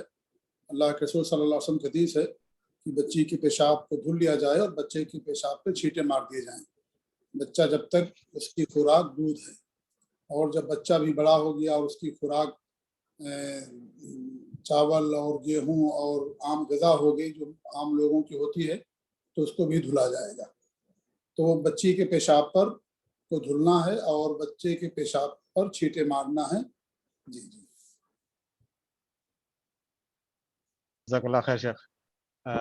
ایک دوسرا سوال یہ آیا ہے کہ کیا رمضان کے علاوہ تہجد کی نماز جماعت سے پڑھ سکتے ہیں؟ رمضان کے علاوہ بھی تہجد کی نماز پڑھ سکتے ہیں جماعت سے، جیسا کہ آپ صلی اللہ علیہ وسلم ثابت صحیح مسلم کی روایت ہے کہ آپ میمونہ رضی اللہ تعالیٰ عنہ کے گھر پر تھے تو عبداللہ بن عباس رضی اللہ تعالیٰ عنہ کے ساتھ انہوں نے نماز پڑھی اور 2 آدمی سے جماعت ہو جاتی ہے. لہذا گھر کے اندر جماعت کے ساتھ تہجد کی نماز پڑھ سکتے ہیں. جیسے کوئی آدمی گھر کا مالک ہے اور اس کی بیوی ہے، بچے ہیں، اور رات میں اٹھ کر کے جماعت کے ساتھ تہجد کی نماز پڑھتے ہیں تو کوئی حرج کی بات نہیں ہے. یہ آپ صلی اللہ علیہ وسلم سے باقاعدہ یہ ثابت شدہ عمل ہے، پڑھ سکتے ہیں. جی جی خیر شیخ. شیخ عاشورے کے روزے کی کچھ تفصیل مانگ رہے ہیں لوگ کہ عاشورے کے روزے کا کیا حکم ہے اور اس کا روزے کا مطلب تھوڑی سی تفصیل اس میں اگر آپ بتا دیں. جزاک اللہ خیر. عاشورہ محرم کی 10 تاریخ کو کہا جاتا ہے، اور محرم کی 10 تاریخ یہ موسیٰ علیہ السلام کی نجات کا دن ہے، اور فرعون اور جو اس کا لشکر تھا اس کے ہلاکت و بربادی کا دن ہے. آپ صلی اللہ علیہ وسلم جب مکہ سے مدینہ تشریف لے گئے تو آپ نے وہاں کے یہودیوں کو جو موسیٰ علیہ السلام پر ایمان رکھتے ہیں، ان کو یہودی کہا جاتا ہے، ان کو روزہ رکھتے ہوئے پایا. تو آپ ان سے پوچھا کہ تم لوگ کیوں روزہ رکھتے ہو؟ تو انہوں نے کہا کہ بھائی اس دن اللہ رب العالمین نے موسیٰ علیہ السلام کو نجات دی تھی فرعون سے، اس لیے ہم روزہ رکھتے ہیں. تو آپ نے خود روزہ رکھا اور روزہ رکھنے کا حکم دیا. کہا کہ ہم تم سے زیادہ ان کے حقدار ہیں، کیونکہ وہ بھی نبی تھے اور ان کا پیغام بھی توحید تھا، لہٰذا ہم ان کے زیادہ حقدار ہیں. تو انہوں نے آپ صلی اللہ علیہ وسلم روزہ رکھا اور صحابہ کرام کو روزہ رکھنے کا حکم دیا. مکہ کے اندر بھی آپ روزہ رکھتے تھے اور کفار مکہ بھی روزہ رکھتے تھے محرم کی 10 تاریخ کو، جیسا کہ حضرت عائشہ رضی اللہ تعالیٰ عنہ کی حدیث ہے بخاری کی. لیکن روزہ رکھنے کی وجہ کیا تھی، سبب کیا تھا؟ مدینہ جا کر کے آپ کو یہودیوں کے ذریعے سے بات معلوم ہوئی. تو عاشورہ کا روزہ رکھنا مسنون ہے. جب آپ کا آخری سال تھا سن 11 ہجری، تو محرم میں آپ نے ایک دن کا روزہ رکھا. تو کہا کہ اگر میں آئندہ سال زندہ رہا تو میں محرم کی 9 تاریخ کا بھی روزہ رکھوں گا، اور کہا کہ یہودیوں کی مخالفت کرو کیونکہ یہودی اس دن کی تعظیم کرتے ہیں. تو آپ نے ہمیں ان کی مخالفت کرنے کا حکم دیا. اس لیے بہتر یہ ہے کہ انسان محرم کی 9 اور 10 تاریخ کو روزہ رکھے، زیادہ بہتر ہے. اور اگر 10-11 کو رکھتا ہے تو اس میں بھی ان کی مخالفت ہو جاتی ہے، یہ بھی صحیح ہے. لیکن 9-10 رکھنا یہ ہمارے نبی کی تمنا اور آرزو تھی، اور نبی جس کی تمنا کرتا ہے وہ افضل چیز ہوتی ہے. اس لیے محرم کی 9-10 تاریخ کو روزہ رکھنا چاہیے. اور یہاں سعودی عرب کے اعتبار سے آنے والا جو بدھ ہے، بدھ اور جمعرات، یہ 9 اور 10 ہے. 9 اور 10 انڈیا میں جمعرات اور جمعہ ہو جائے گا، 9 اور 10 میں لیجیے. تو یہ اس کی فضیلت ہے یا یہ اس کی اہمیت ہے. اور اس کی فضیلت یہ ہے کہ عاشورہ کا روزہ 1 سال کے گناہوں کا کفارہ ہوتا ہے۔ اللہ رب العالمین چھوٹے چھوٹے گناہوں کو معاف کر دیتا ہے۔ تو اللہ تعالیٰ کا کرم اور اس کا احسان ہے کہ اس نے ہمارے گناہوں کی مغفرت کے لیے کچھ ذرائع اور اسباب بنا رکھے ہیں کہ انسان جب ان ذرائع کو اپناتا ہے تو اللہ تعالیٰ اس کے گناہوں کو معاف کر دیتا ہے۔ لیکن ظاہر ہے یہاں چھوٹے گناہ معاف ہوتے ہیں، بڑے گناہوں کی مغفرت کے لیے توبہ ضروری ہے۔ تو یہ عاشورہ کے دن کی فضیلت اور اس کی اہمیت ہے۔ ویسے پورا محرم روزہ کا مہینہ ہے، مصوم روزوں کا، جیسا کہ صحیح مسلم کی روایت ہے کہ آپ نے فرمایا صلی اللہ علیہ وسلم کہ رمضان کے بعد سب سے بہتر مہینہ روزوں کے لیے محرم کا مہینہ ہے، اور فرض نماز کے بعد سب سے بہتر نماز رات کی نماز ہوتی ہے۔ اس طریقے سے ایک اور حدیث آتی ہے کہ آپ سے لوگوں نے پوچھا کہ رمضان کے بعد روزوں کے لیے سب سے بہتر مہینہ کون سا ہے، تو آپ نے کہا شہر اللہ الذی تدعونہ المحرم، اللہ کا وہ مہینہ جسے تم لوگ محرم کہتے ہو۔ تو ماہ محرم میں کثرت سے روزہ رکھنا یہ مسنون ہے، خاص طور سے عاشورہ کے دن روزہ رکھنا، یہ اس کی فضیلت ہے کہ سال کے گناہوں کا یہ روزہ کفارہ بن جاتا ہے۔ عاشورے کی فضیلت کا حضرت حسین رضی اللہ تعالیٰ عنہ کی شہادت سے کوئی تعلق نہیں ہے۔ حضرت حسین رضی اللہ تعالیٰ عنہ تو 51 سال کے بعد ان کو شہید کیا گیا سن 61 ہجری کے اندر، اور دین کو اللہ رب العالمین اپنے نبی پر مکمل کر دیا، اس لیے ان کی شہادت کا ماہ محرم سے کوئی تعلق نہیں ہے۔ ایک حادثہ تھا، بڑا حادثہ جس امت کے اندر پیش آیا اور انہیں مظلومانہ طور پر شہید کیا گیا، اور ظاہر بات ہے شہادت بستر پر نہیں ملتی ہے، اللہ کی طرف سے مقدر تھا، ہمارے نبی کی پیشین گوئی تھی، ہمارے نبی کو باقاعدہ مٹی بھی دکھائی گئی تھی کہ جہاں ان کو شہید کیا جائے گا۔ اس لیے ہزار کوششوں کے باوجود بھی حضرت حسین رضی اللہ تعالیٰ عنہ وہاں سے واپس نہ ہو سکے۔ جب وہ نکل رہے تھے تبھی لوگوں نے ان کو منع کیا، بڑے بڑے صحابہ نے منع کیا مکہ کے اندر، ذی الحجہ کی 8 تاریخ کو جب وہ نکل رہے تھے۔ راستے میں اطلاع ملی کہ مسلم بن عقیل کو قتل کر دیا گیا، تو وہاں سے واپس ہونا چاہ رہے تھے، لیکن ان کے گھر والوں نے کہا، مسلم بن عقیل کے بیٹوں نے، کہ ہمیں خون کا بدلہ لینا ہے۔ پھر کربلا پہنچتے ہیں، وہاں بھی یہ انہوں نے تجویز رکھی کہ ہم یا تو مکہ جانے دو، یا تو یزید کے پاس جانے دو، یا تو ہمیں پھر وہاں کسی سرحد پر بھیج دو سرحد کی حفاظت کے لیے۔ تو سب کچھ کرنے کے باوجود بھی چونکہ مقدر تھا، ہمارے نبی کی پیشین گوئی تھی کہ انہیں قتل کیا جائے گا، تو شہادت کا درجہ انہیں ملا، لیکن یہ شہادت یا یہ قتل اسلام اور کفر کی جنگ کے طور پر نہیں تھی۔ اگر اسلام اور کفر کے جنگ کے طور پر ہوتی تو صحابہ کرام سب ان کے ساتھ آتے، اور کوئی ان کو منع نہیں کرتا، نہ ہی یہ خود راستے سے واپس جاتے، واپس جانے کے لیے کہتے۔ وہ خود سمجھتے تھے کہ اسلام اور کفر کی جنگ نہیں ہے، اور ہمارے نبی کی پیشین گوئی بھی تھی کہ امت ہی کے لوگ انہیں قتل کریں گے، اور سچائی بھی یہی ہے کہ جنہوں نے ان کو بلایا تھا عراق اور کوفہ کے لوگ، انہیں لوگوں نے ان کو قتل کیا۔ جی ہاں، تو حسین رضی اللہ عنہ کی شہادت سے اس کا کوئی تعلق نہیں ہے کہ ماہ محرم کا جو ہم روزہ رکھتے ہیں یا اس کی جو فضیلت ہے، ایسا نہیں ہے۔ اور اسلام کے اندر بڑی بڑی شہادتیں ہوئی ہیں، خود ان کے والد علی رضی اللہ عنہ کو شہید کیا گیا، ان کے خالو عثمان رضی اللہ عنہ کو شہید کیا گیا، اور عمر فاروق رضی اللہ تعالیٰ عنہ کو شہید کیا گیا، سید الشہداء حضرت امیر حمزہ رضی اللہ عنہ کو شہید کیا گیا، تو ہمارے نبی کی وفات ہوئی، ابوبکر رضی اللہ عنہ کی وفات ہوئی۔ تو یہ بات ذہن میں رکھنی چاہیے کہ اسلام کے اندر اس سے بڑی بڑی شہادتیں ہوئی ہیں، لیکن یہ بھی ایک شہادت تھی، اور ان کو مظلومانہ طور پر شہید کیا گیا، کیونکہ ایک طرف تو یہ 150 تقریباً تھے، اور ایک طرف جو ہے 1000 یا اس کے آس پاس کا لشکر تھا۔ تو لیکن اسلام اور کفر کی جنگ نہیں تھی، نہ خود حضرت حسین رضی اللہ عنہ سمجھتے تھے، اور نہ ہی اور لوگ سمجھتے تھے، اس لیے صرف ان کے خاندان کے لوگ نکلے تھے، باقی کسی کوئی ان کے ساتھ نہیں آیا تھا، صرف 150 کے آس پاس لوگ تھے جو ان کے ساتھ نکلے تھے۔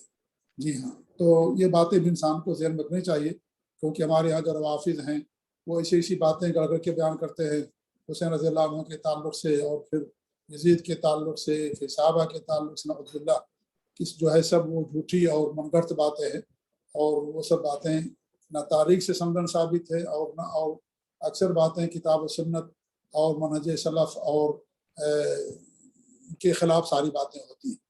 جی ہاں، تو اللہ تعالیٰ ان کے مکر اور ان کی سازش سے سب کو محفوظ رکھے، اور اللہ تعالیٰ جی اسلام کو سبولی عطا فرمائے۔ اسی میں پورا وقت ہمارا چلا گیا عاشورہ کے تعلق ہی سے، اور ہمارے شیخ تشریف لا چکے ہیں، اس لیے بات یہیں پر ختم کرتے ہیں، اور پھر ہم شیخ سنتے ہیں۔ جزاکم اللہ جزاک اللہ خیر. خیر. السلام علیکم ورحمۃ اللہ. الحمد للہ رب العالمین والصلاة والسلام علی سید الانبیاء والمرسلین نبینا محمد وعلی آلہ وصحبہ اجمعین، اما بعد. پچھلی مجلس میں ہم نے اللہ کے نبی صلی اللہ علیہ وسلم کی حدیث اور آپ کے فرمان کن فی الدنیا کأنک غریب او عابر السبیل، دنیا میں اس طرح زندگی بسر کر، زندگی اس طرح سے گزار گویا کہ تو اجنبی ہے یا پھر راستہ طے کرتا ہوا ایک مسافر. اس تعلق سے خود اللہ کے نبی صلی اللہ علیہ وسلم کی ذہنیت اور آپ کا طرز عمل کیا تھا؟ آپ اپنے آپ کو دنیا میں کیسا سمجھتے تھے؟ ایک حدیث سے یہ بات سامنے آتی ہے.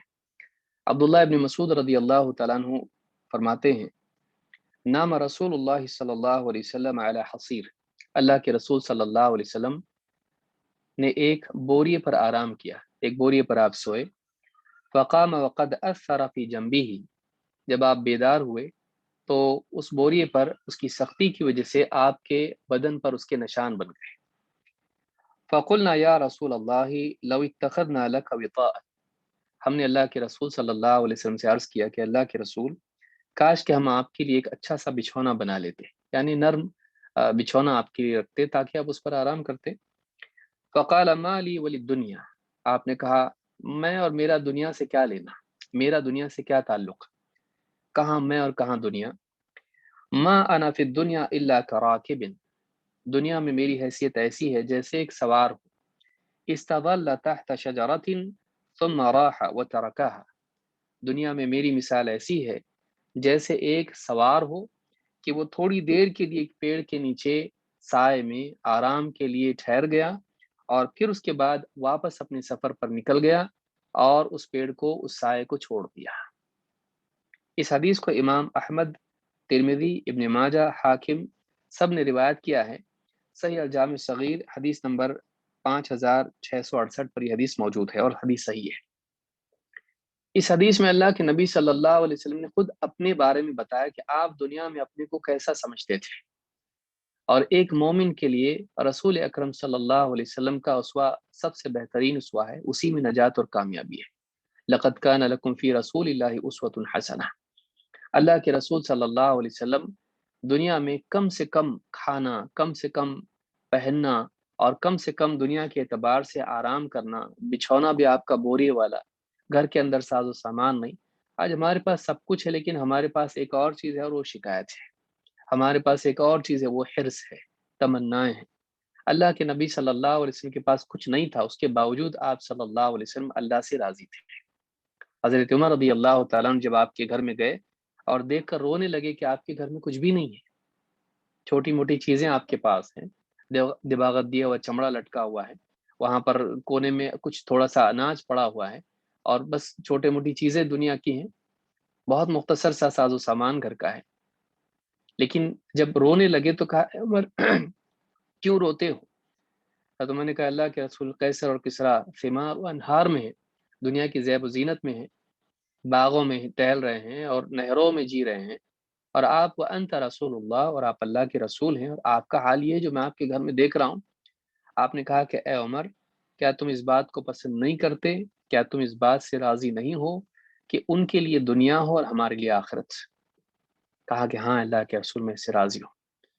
تو معلوم ہوا کہ اللہ کے رسول صلی اللہ علیہ وسلم دنیا میں کمی کو اپنے لیے پریشانی اور مصیبت نہیں سمجھتے تھے، بلکہ آپ کا جو بھی زہد تھا یہ اختیاری تھا. آپ نے خود اس کو اپنے لیے اختیار کیا تھا. کیوں؟ اس لیے کہ آپ نے اپنی ساری تمنائیں، اپنے سارے قلب کے جذبات اور اپنی ساری امیدیں آخرت سے باندھی تھی. ایک مومن کو ایسا ہی ہونا چاہیے. ٹھیک ہے وہ دنیا میں تجارت کرے، دنیا میں وہ کمائے، دنیا میں سب کچھ کرے، لیکن اپنا دل دنیا سے نہیں لگا ہے. جتنا دنیا سے دل لگے گا اتنا موت کے وقت نکلنا مشکل ہوتا ہے. انسان کے لیے یہ خود ایک بوجھ بن جاتا ہے. دنیا میں پھنسا رہنا اس طرح سے ایک خود عذاب اپنی ذات میں ہے. تو اس حدیث سے بات معلوم ہوتی کہ اللہ کے نبی صلی اللہ علیہ وسلم اپنے آپ کو ایک مسافر سمجھتے تھے. جو آپ نے سکھایا، آپ خود اپنی زندگی میں اس بات کا اہتمام کرتے تھے کہ ایک مسافر سفر میں جب جاتا تھا اس زمانے میں، آج بھی تھوڑی دیر کے لیے کسی پیڑ کے نیچے گاؤں دیہات والے سفر کرتے ہیں، تھوڑی دیر کے لیے سواری روک کے تھوڑا آرام کر لیا، سائے میں بیٹھ گئے، دھوپ کے وقت میں تھوڑا سا کچھ کھا پی لیا، بس اس کے بعد میں جیسے ہی تھوڑا وقت ہو گیا آرام کر کے نکل گئے۔ اس پیڑ کو اپنی منزل نہیں بناتے ہیں، بلکہ آگے کی منزلوں کے لیے نکل جاتے ہیں۔ مومن کو ایسا ہونا چاہیے۔ اب اس کے بعد عبداللہ ابن عمر رضی اللہ تعالیٰ عنہ کیا فرماتے ہیں، حدیث سے آگے عبداللہ ابن عمر کا قول بھی ہے، کہتے ہیں اذا امسیت فلا تنتظر الصباح واذا اصبحت فلا تنتظر المساء، جب تو شام کرے تو صبح کا انتظار مت کر، اور جب صبح کرے تو شام کا انتظار مت کر۔ کیا مطلب ہے؟ صنعانی کہتے ہیں، علامہ صنعانی کہتے ہیں سبل السلام میں، قال بعض العلماء کلام ابن عمر متفرع من الحدیث المرفوع، حضرت ابن عمر کا کلام جو ہے یہ نبی صلی اللہ علیہ وسلم کی جو حدیث ہے اسی کا ایک حصہ ہے، یعنی اسی سے بات نکلی ہوئی ہے، انہوں نے آگے جو بات کہی وہ اسی بات پر مبنی ہے جو اس سے پہلے انہوں نے بیان کی۔ وَهُوَ مُتَضَمِّنٌ لِنِهَایَةِ تَقْصِيرِ الْأَجَلِ مِنَ الْعَاقِلِ، کہتے ہیں کہ یہ اس چیز کو شامل ہے کہ ایک عقل مند انسان اپنی زندگی کو زیادہ سے زیادہ کتنا مانتا ہے، کہاں تک میری زندگی ہے، اس کو حد کتنی ہے، اپنی عمر کو کتنا اس کو سمجھنا چاہیے، ایک عقل مند آدمی ہے۔ کہتے اذا امسا ينبغي له الا ينتظر الصباح، کہ جب وہ شام کرے تو اس کے لیے مناسب نہیں ہے کہ وہ صبح تک کا انتظار کرے، یہ سمجھے کہ میں صبح تک جینے والا ہوں، بول نہیں سکتے ہیں، اس سے پہلے موت آ سکتی ہے۔ وَإِذَا أَصْبَحَ يَنبَغِي لَهُ أَلَّا يَنتَظِرِ الْمَسَاءَ، اور اگر جب وہ صبح کرے تو شام تک کا انتظار نہ کرے، یعنی نہ وہ یہ سمجھے کہ شام تک جیوں گا اور شام کو کام کریں گے، جو بھی نیک اعمال ہیں ان کو مؤخر نہ کرے، شام میں مؤخر کر کے صبح کروں گا ایسا نہ کرے، واقعی جو کرنے کا کام ہے ابھی موقع ہے کر لے۔ کتنے لوگ ہیں توبہ کو مؤخر کر لیتے ہیں، کتنے لوگ ہیں سدھرنے کو مؤخر کر لیتے ہیں کہ رمضان آئے گا سدھریں گے، کتنے لوگ ہیں ریٹائر ہو جاؤں گا دین پہ چلوں گا، کتنے لوگ ہیں نکاح ہوگا پھر داڑھی رکھ لوں گا، کتنی بچیاں ہیں ابھی نہیں، نکاح نہیں ہوا ہے اب بے پردہ ہیں، نکاح ہوگا تو پردہ کریں گے، بچے ہو جائیں گے تو ایسا ہو جائے گا، سب سیٹ ہو جائے گا، میں سیٹ ہو جائے گا تو میں دین پہ چلوں گا۔ نہیں، آدمی یعنی مؤخر کرتا ہے، کتنا مؤخر، آدمی کو اتنا بھی مؤخر نہیں کرنا چاہیے کہ شام ہے تو کہے کہ صبح دیکھ لیں گے، یا صبح ہے تو کہے شام کو دیکھ لیں گے۔ تجھ کو کیسے معلوم کہ تو شام تک رہے گا؟ تجھ کو کس فرشتے نے بتایا کہ تو صبح تک باقی رہے گا؟ تو نہیں جانتا، اس سے پہلے موت آ سکتی ہے۔ تو کہا کہ جب صبح ہو تو شام تک کا انتظار مت کر، شام ہو تو صبح تک کا انتظار مت کر۔ کہتے ہیں علامہ صنعانی کہتے ہیں بل یظن ان اجلہ یدرکہ قبل ذلک، بلکہ ہمیشہ وہ اپنے دل میں اس بات کا احساس رکھے، ہمیشہ اس کا گمان یہی ہونا چاہیے کہ موت اس سے پہلے آ سکتی ہے، موت اس سے پہلے آ سکتی ہے۔ ہم تو سالوں سال حساب لگا کے چل رہے ہیں، ریٹائر ہونے کے بعد میں ایسا ہوگا، کون بتایا آپ کو؟ آج 30-20 سال میں لوگ چلے گئے ہیں۔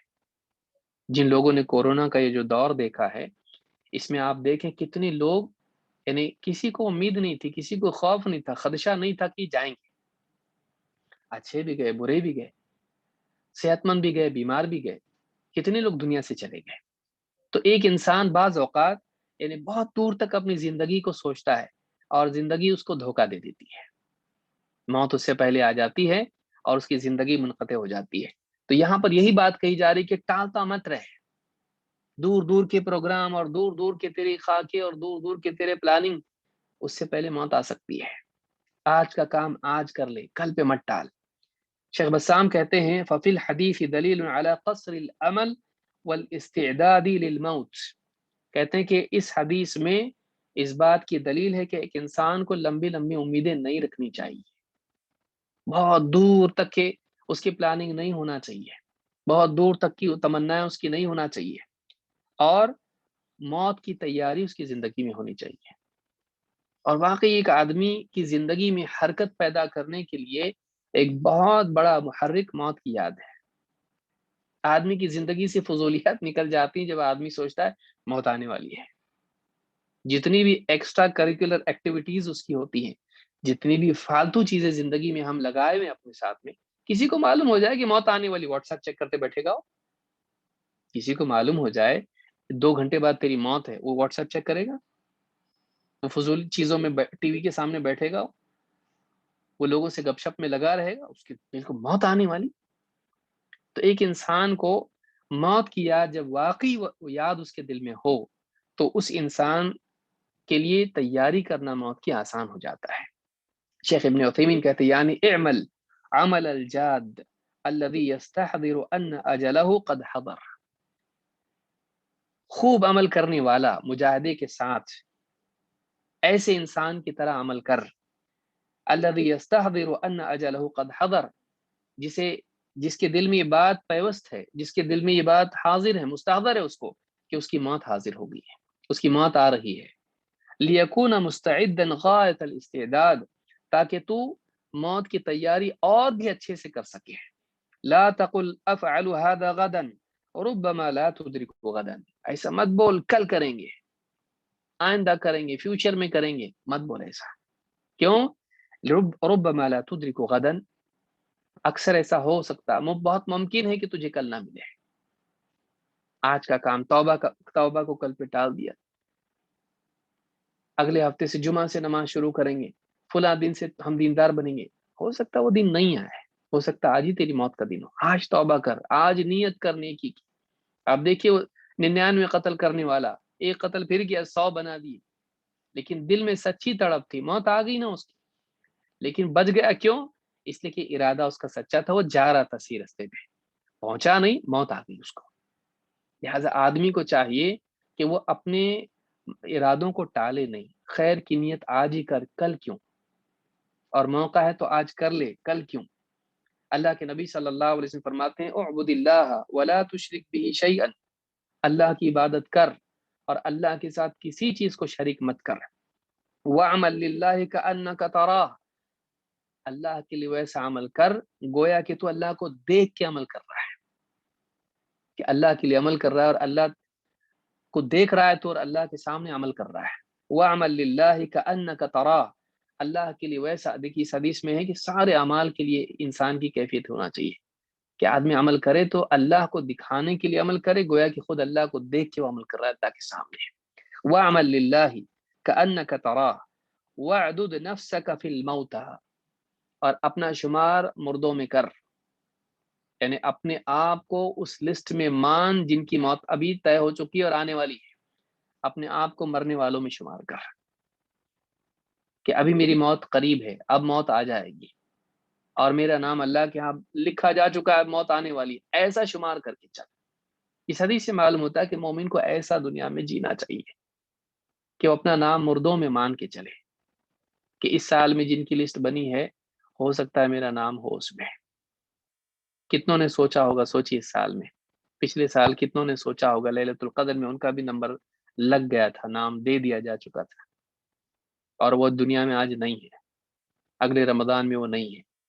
کتنے لوگ تھے ایسے، بڑے بڑے لوگ دنیا سے چلے گئے، مالدار ہوں، علماء ہوں، کتنے بڑے بڑے لوگ دنیا سے، حکومتوں والے چلے گئے، کوئی نہیں بچا۔ ڈاکٹر چلے گئے، ڈاکٹر چلے گئے، کسی کی موت کا وقت ہم نہیں جانتے کہ کب ہے، اللہ جانتا ہے، اس لیے آدمی تیاری کریے، سمجھ کے چلے کہ کل ہو سکتا ہے، آج ہو سکتا ہے۔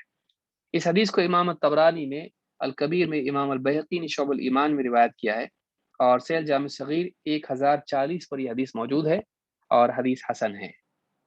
فرماتے ہیں خذ من صحتک لسقمک ومن حیاتک لموتک، تو اپنی صحت کے ایام میں اپنی بیماری کے لیے کچھ توشہ لے لے، کچھ اعمال جمع کر لے، اور اپنی زندگی میں اپنے موت کے لیے، اپنی موت کے لیے کچھ اعمال ساتھ لے لے۔ یعنی کیا مطلب ہے کہ آج تو صحت مند ہے، کل ہو سکتا بیمار ہو جائے، تو آج عمل کر لے، کل شاید تو نہیں کر پائے گا۔ آج تو زندہ ہے، تیرے پاس عمل کا موقع ہے، ایمان کا موقع ہے، توبہ کا موقع ہے، نیکیوں کا موقع ہے، اللہ کی عبادت کا موقع ہے، تو اب زندگی میں آج تو وہ سب کچھ کر لے، کل موت آ جائے گی، سارا عمل کا موقع ختم۔ لیکن اس میں کچھ اور بھی معنی آگے کے ہیں، اس کو بھی سمجھنا چاہیے۔ سنانی کہتے ہیں وفي كلامه الإخبار بأنه لا بد للإنسان من الصحة والمرض. اس حدیث میں یا اس قول میں ابن عمر کے اس بات کا اشارہ ہے، اس بات کی طرف یعنی یاد دہانی ہے اس چیز کہ انسان کو صحت اور بیماری تو آنے ہی والی ہے، کبھی صحت مند رہے گا تو کبھی بیمار. دنیا میں کوئی نہیں ایسا جو بیمار نہیں ہوتا ہے. فَيَغْتَنِمُ أَيَّامَ صِحَّتِهِ وَيُنْفِقُ سَاعَاتِهِ فِيمَا يَعُودُ عَلَيْهِ نَفْعُهُ. تو وہ اپنے صحت کے ایام میں اپنے اوقات کو ایسی چیزوں میں خرچ کرے کہ وہ اس کا نفع لوٹ کر اس کو واپس سے ملے ان ایام میں جب وہ بیمار ہو. فَإِنَّهُ لَا يَدْرِي مَتَى يَنزِلُ بِهِ مَرَض يَحُولُ بَيْنَهُ وَبَيْنَ فِعْلِ الطَّاعَةِ. اس لیے کہ اسے نہیں معلوم ہے کہ اس کے اور اس کے درمیان ہو سکتا ہے بیماری حائل ہو جائے اور وہ عمل نہ کر سکے جو اللہ کی طاعت والے ہیں. تو آج صحت مند ہے تو کر لے، کل ہو سکتا ہے تو بیمار ہو جائے. سبل السلام میں الصنعانی نے یہ بات کہی ہے. اس کے بارے میں ایک حدیث بھی ہے جس سے معلوم ہوتا ہے کہ واقعی اس کے معنی کیا ہے کہ صحت کے دور میں بیماری کے لیے جمع کر، زندگی میں موت کے لیے جمع کر کا مطلب یہ ہے. کیوں؟ اللہ کے نبی صلی اللہ علیہ وسلم فرماتے ہیں، دیکھیے کیا حدیث ہے، اور یہ اللہ کے احسانات میں سے ایک بہت بڑا احسان اور فضل ہے کہ اللہ کتنا رحیم ہے، اپنے بندوں کے لیے اللہ نے کتنی آسانیاں پیدا کی ہے. اللہ کے نبی صلی اللہ علیہ وسلم فرماتے ہیں، اذا مرض العبد او سافر، جب ایک بندہ بیمار ہو جاتا ہے یا سفر میں جاتا ہے، کتب له مثل ما كان يعمل مقیما صحیحا، تو اللہ تعالی کہ ہاں اس کے لیے ویسے ہی عمل لکھا جاتا رہتا ہے جیسا کہ وہ مقیم تھا اور صحت مند تھا اس وقت میں کرتا تھا. یعنی ایک آدمی صحت مند ہے، پابندی سے تہجد پڑھتا ہے، قرآن کی تلاوت مخصوص برابر روزانہ کا اس کا اپنا ایک پڑھنے کا مقدار ہے، اس کا اہتمام کرتا ہے، اس کے اعمال پابندی سے ہوتے ہیں، لیکن بیمار ہو گیا، اب اس کے پاس اتنی قوت نہیں ہے کہ وہ سارے اعمال کر سکے. تو اب بستر پر پڑا ہوا ہے، ہو سکتا ہے بے ہوشی کی حالت میں ہو، لیکن اس کے لیے جو پابندی سے وہ صحت کے دنوں میں عمل کرتا تھا، بیماری کے دنوں میں نہ کرنے کے باوجود وہ عمل اس کے لیے لکھا جاتا ہے. کس وجہ سے؟ کیونکہ صحت کے دنوں میں کرتا تھا. اگر وہ صحت کے دنوں میں نہیں کرتا تھا تو یہ نہیں ملا، لیکن صحت کے دنوں میں کرتا تھا، پھر بیماری چاہے کتنے سال کیوں نہ رہے، ان سارے ایام میں اس کے صحت مندی کے دوران کیے ہوئے اعمال کا ثواب لگاتار ملتا رہے گا. نہیں کر کے بھی عمل کا ثواب مل رہا ہے اس کو.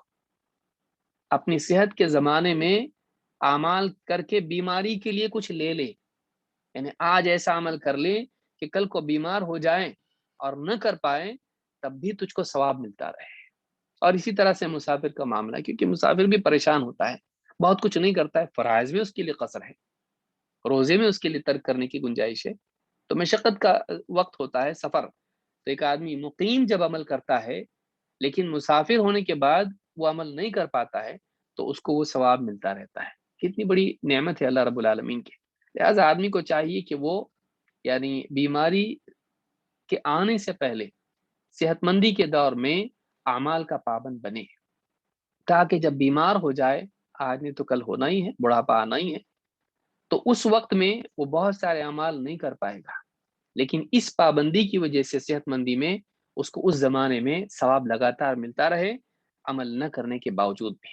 تو یہاں پر یہ بات کہی گئی. امام البخاری نے اس حدیث کو الجہاد والسیر میں 2996 پر ذکر کیا ہے. اسی طرح سے زندگی میں عمل کر اپنی موت کے لیے، کیا مطلب ہے؟ ایسے اعمال کر کے دنیا سے تو چلا جائے گا پھر بھی ثواب تجھ کو ملتا رہے، ایسے اعمال کر جس کا ثواب ملتا رہے. مثلا اللہ کے نبی صلی اللہ علیہ وسلم فرماتے ہیں، اذا مات الانسان انقطع عنه عمله الا من ثلاثه، جب آدمی مر جاتا ہے اس کے اعمال کا سلسلہ منقطع ہو جاتا ہے، ہاں مگر تین چیزیں ان کا سلسلہ منقطع نہیں ہوتا ہے، ان کی منفعت اس کو ملتی رہتی ہے. کیا ہے وہ چیزیں؟ الا من صدقۃ جاریہ، سوائے صدقہ جاریہ کے. ایسا صدقہ کر دیا جس کا نفع لوگوں کو ہوتا رہے. یہ مر گیا، کنواں باقی ہے، کنویں کا پانی لوگ پیتے اپنی پیاس بجھاتے ہیں، ثواب اس کو مرنے کے بعد بھی ملتا رہے گا. کیوں؟ اس لیے کہ اس کی چیز اس کے بعد بھی باقی ہے اور اس کا فائدہ لوگوں کو ہو رہا ہے. اس کا صدقہ جاری ہے، اس لیے اس کا ثواب بھی جاری رہے گا. اللہ رب العالمین ظلم نہیں کرتا ہے. اس کا صدقہ جب جاری ہے، اس کا نفع جب جاری ہے تو ثواب کیوں بند ہو جائے؟ ثواب بھی جاری رہے گا۔ او علم ينتفع به، یا اپنے بعد ایسا علم چھوڑ جائے جس کا فائدہ لوگوں کو ہوتا رہے، چاہے وہ دنیاوی علم ہو، اور دینی تو نفع بخش ہوتا ہی ہے، لیکن اس میں دنیاوی علم بھی آ گیا کہ ایسی ٹیکنالوجی چھوڑ دی جس کی وجہ سے لوگوں کے لیے فائدہ ہو رہا ہے، تو بشرطے کہ اس کی نیت ہو، لوگوں کے لیے خیر کی نیت ہو۔ تو او علم ينتفع به، یا اس کے بعد وہ ایسا علم چھوڑ جائے جس سے لوگوں کو فائدہ ہو، کتاب لکھ دی، کوئی خطاب کر دیا، یا لوگوں کو میسج کچھ بھیج دیا اور مر گیا، لوگ اس کی وقت اس پر عمل کرتا رہا کوئی رشتہ دار، جب تک وہ عمل کرتا رہے گا اس کو ثواب ملتا رہے گا۔ تو ایسا علم چھوڑ جائے جس سے لوگوں کو فائدہ ہو۔ اول دن صالح يدعو له، یا اپنے بعد نیک اولاد چھوڑ جائے جو اس کے لیے دعا کرتی رہے۔ نیک اولاد کی قید کیوں؟ اس لیے کہ نیک اولاد مرنے کے بعد ماں باپ کے لیے دعا کرتی ہے، اور بری اولاد جائیداد کی وجہ سے لعنتیں کرتی ہے کہ کچھ چھوڑا ہی نہیں ہمارے پیچھے، خالی دین دین دین، کچھ دنیا کیے ہی نہیں، اور ہمارے لیے کوئی نہ کھیت چھوڑا، نہ گھر چھوڑا، نہ کچھ جائیداد چھوڑی، نہ سونا نہ چاندی، خالی نماز پڑھتے رہو، خالی توحید وغیرہ سب۔ دیندار اگر نہیں ہوگا تو لعنتیں کرے گا، گالیاں دے گا، برا کہے گا، لوگوں کے پاس شکایت کرے گا۔ دیندار ہوگا تو دین کی اہمیت ہوگی، دعا کرے گا، کچھ کمی بھی ہوگی تو اللہ سے مغفرت مانگے گا، اللہ معاف کر دے۔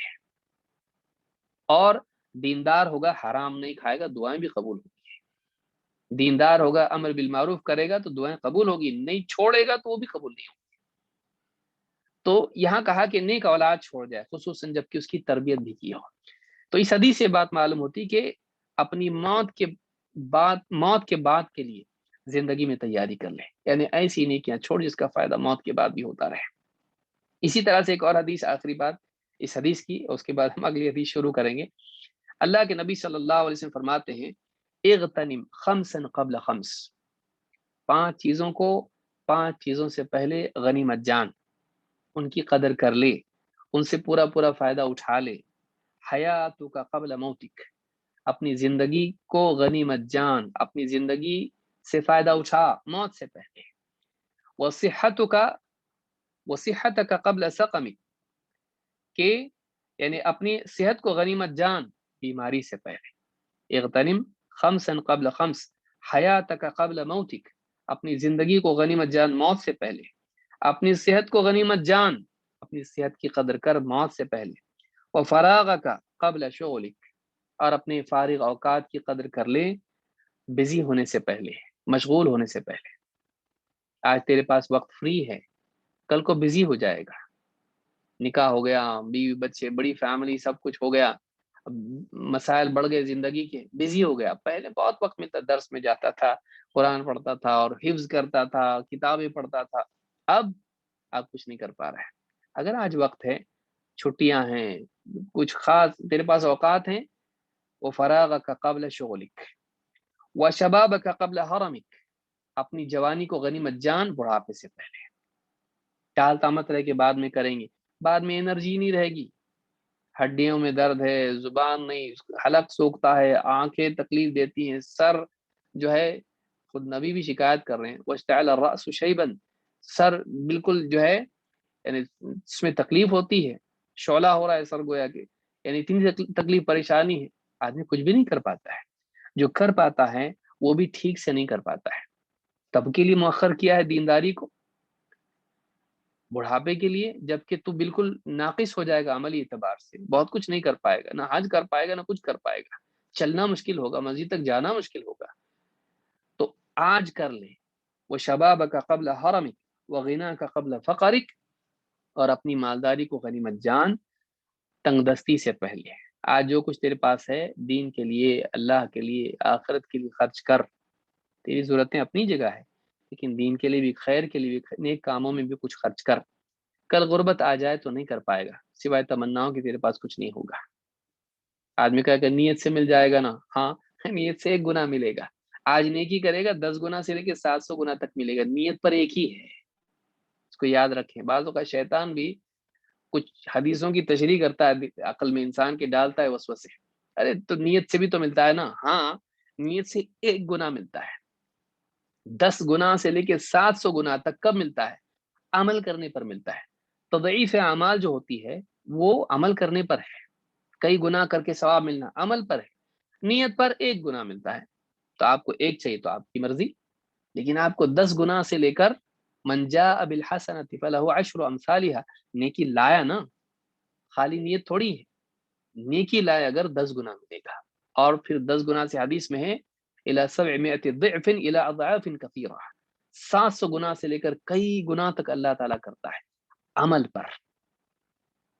تو آج عمل کر لے، آج تیرے پاس وقت ہے، کل وقت نہیں رہے گا۔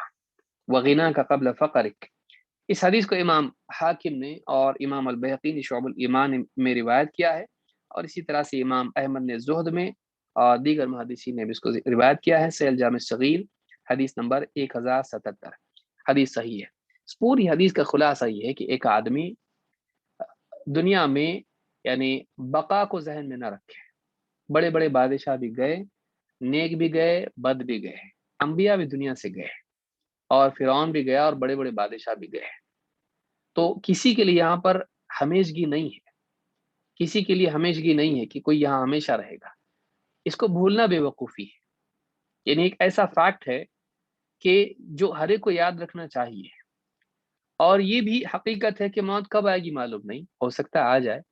جتنے لوگ آج مرے ہیں ان میں سے کتنے لوگ جانتے تھے کہ آج میں مرنے والا ہوں؟ آپ دیکھیں، اس کا تناسب دیکھیں، پرسنٹیج دیکھیں کہ دنیا میں آج جتنے لوگ مرے ہیں کتنے لوگوں کو واقعی معلوم تھا کہ آج میری موت ہے؟ اکثریت کو لگتا تھا کہ نہیں، موت نہیں ہے آج، لیکن موت آئی۔ کیا یہ نہیں ممکن ہے کہ کل ہمارا نمبر ہو؟ تو پھر اس کی ہم نے کیا تیاری کی ہے؟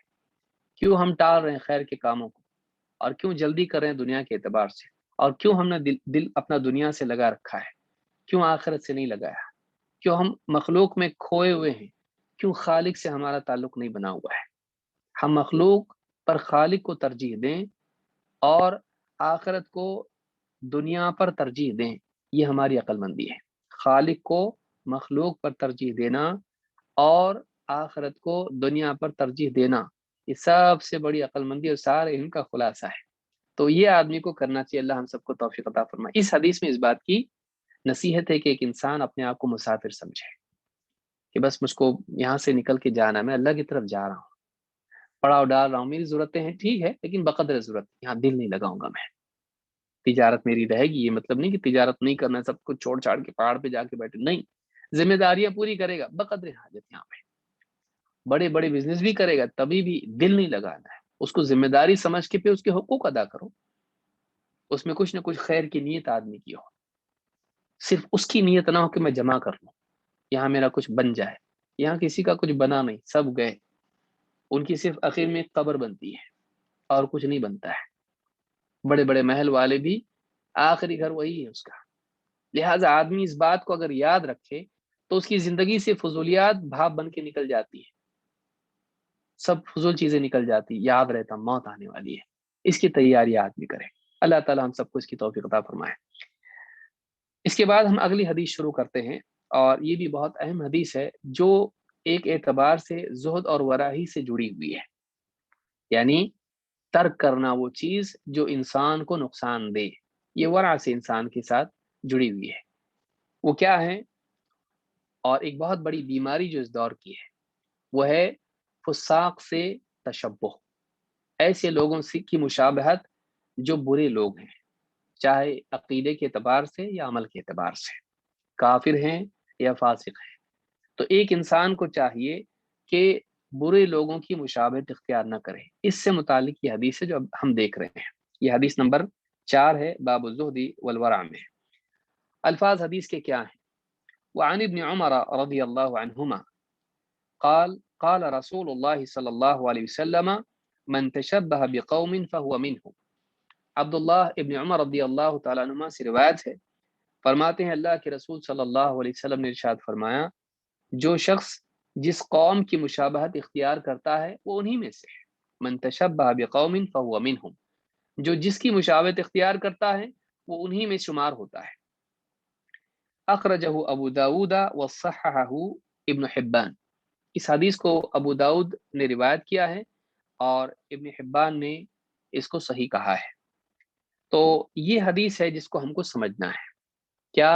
من تشبہ بقوم فهو منهم، منہج کے سلسلے میں یہ ایک بنیادی حدیثوں میں سے ایک حدیث ہے، اور اس کی تفصیل ہم دیکھتے ہیں۔ سب سے پہلی بات تو یہ ہے کہ اس میں مثبت معنی بھی ہے اور منفی بھی، یعنی مثلا جو جن لوگوں کی مشابہت اختیار کرتا ہے انہی میں سے، اچھے تو اچھے میں سے ہے، برے تو بروں میں سے ہے۔ شیخ ابن عثیمین رحم اللہ فرماتے ہیں ففی هذا الحدیث فوائد، اس حدیث میں کئی علمی فوائد ہیں، کئی علمی باتیں ہیں جن کو سیکھنے کی ضرورت ہے۔ منها الحث على التشبہ بالصالحین، اور انہی میں سے ایک چیز یہ ہے کہ ایک انسان کو نیک لوگوں کی مشابہت اختیار کرنا چاہیے، لقولہ من تشبہ بقوم فهو منهم، اس لیے کہ اللہ کے رسول صلی اللہ علیہ وسلم نے فرمایا جو جن لوگوں کی جس قوم کی مشابہت اختیار کرتا ہے وہ انہی میں سے ہے۔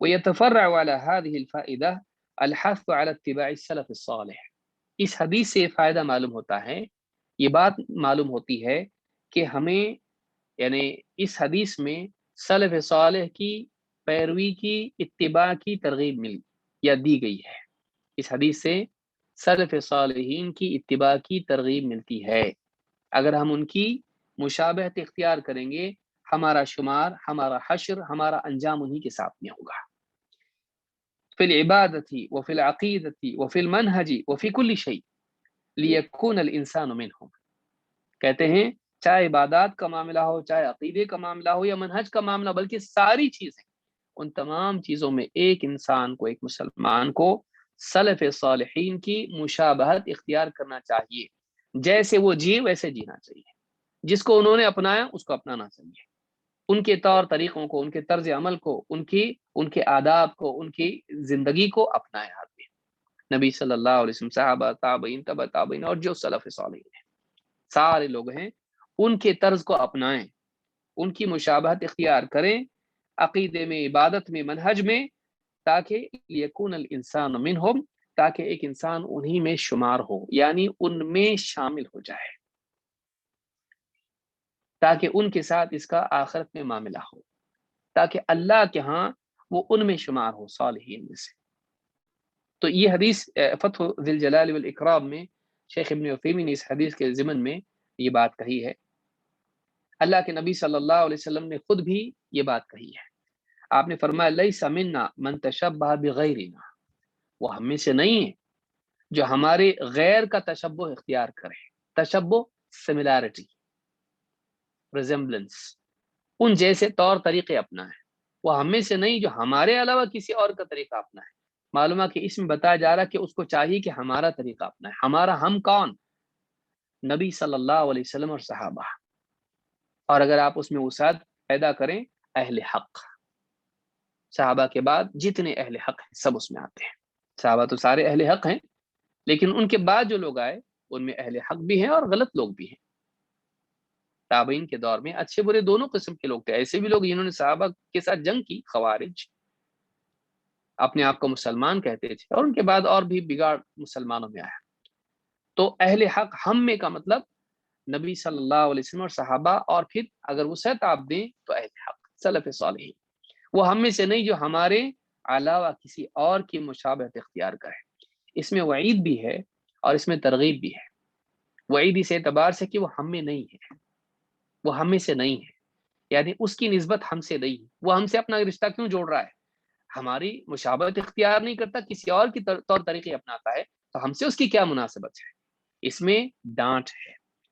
اس میں برات کا اعلان ہے، اس میں دوری ہے، اس میں دھمکانا ہے، اس میں جھڑکنا ہے، وہ ہمیں سے نہیں ہے، اس کا ہم سے کیا لینا دینا، اس کا ہم سے کیا تعلق، اور اس میں اشارتاً ترغیب بھی ہے کہ اس میں ایک مسلمان کو نبی صلی اللہ علیہ وسلم اور صحابہ، کیونکہ جمع کا صیغہ ہے، نبی صلی اللہ علیہ وسلم اور صحابہ کے طور طریقوں کو اپنانا چاہیے، جیسے وہ جیے ویسا اس کو جینا چاہیے۔ امام ترمذی نے اس کو روایت کیا، حدیث نمبر سیل جامع صغیر میں حدیث نمبر 5434 پر یہ حدیث ہے اور حدیث حسن ہے، لیکن جس پس منظر میں یہ حدیث آئی ہے من تشبہ بقوم فهو منهم، اکثر علماء نے اس کو منفی پس منظر میں لیا ہے کہ برے لوگوں کی مشابہت، تو انہی کے ساتھ اس کا حشر ہوگا، اس کو سمجھنا بہت ضروری ہے کہ ہمارے اس دور میں اور پچھلے دور میں بھی ہمیشہ سے فتنہ مسلمانوں کے لیے رہا ہے اور رہے گا کہ مسلمان کہیں نہ کہیں پچھلے لوگوں کے طریقے پر چلیں گے۔ اس کی اہمیت اور اس کی پاسبلٹی اتنی زیادہ ہے کہ ہم کو ہر رکعت میں بتایا گیا ہے اہدنا الصراط المستقیم، ہم مانگے اللہ سے صراط الذین انعمت علیہم غیر المغضوب علیہم ولا الضالین، اے اللہ ہمیں صراط مستقیم کی رہنمائی عطا فرما، صراط مستقیم کی ہدایت دے۔ کون؟ کس کا راستہ؟ صراط مستقیم کون سا راستہ؟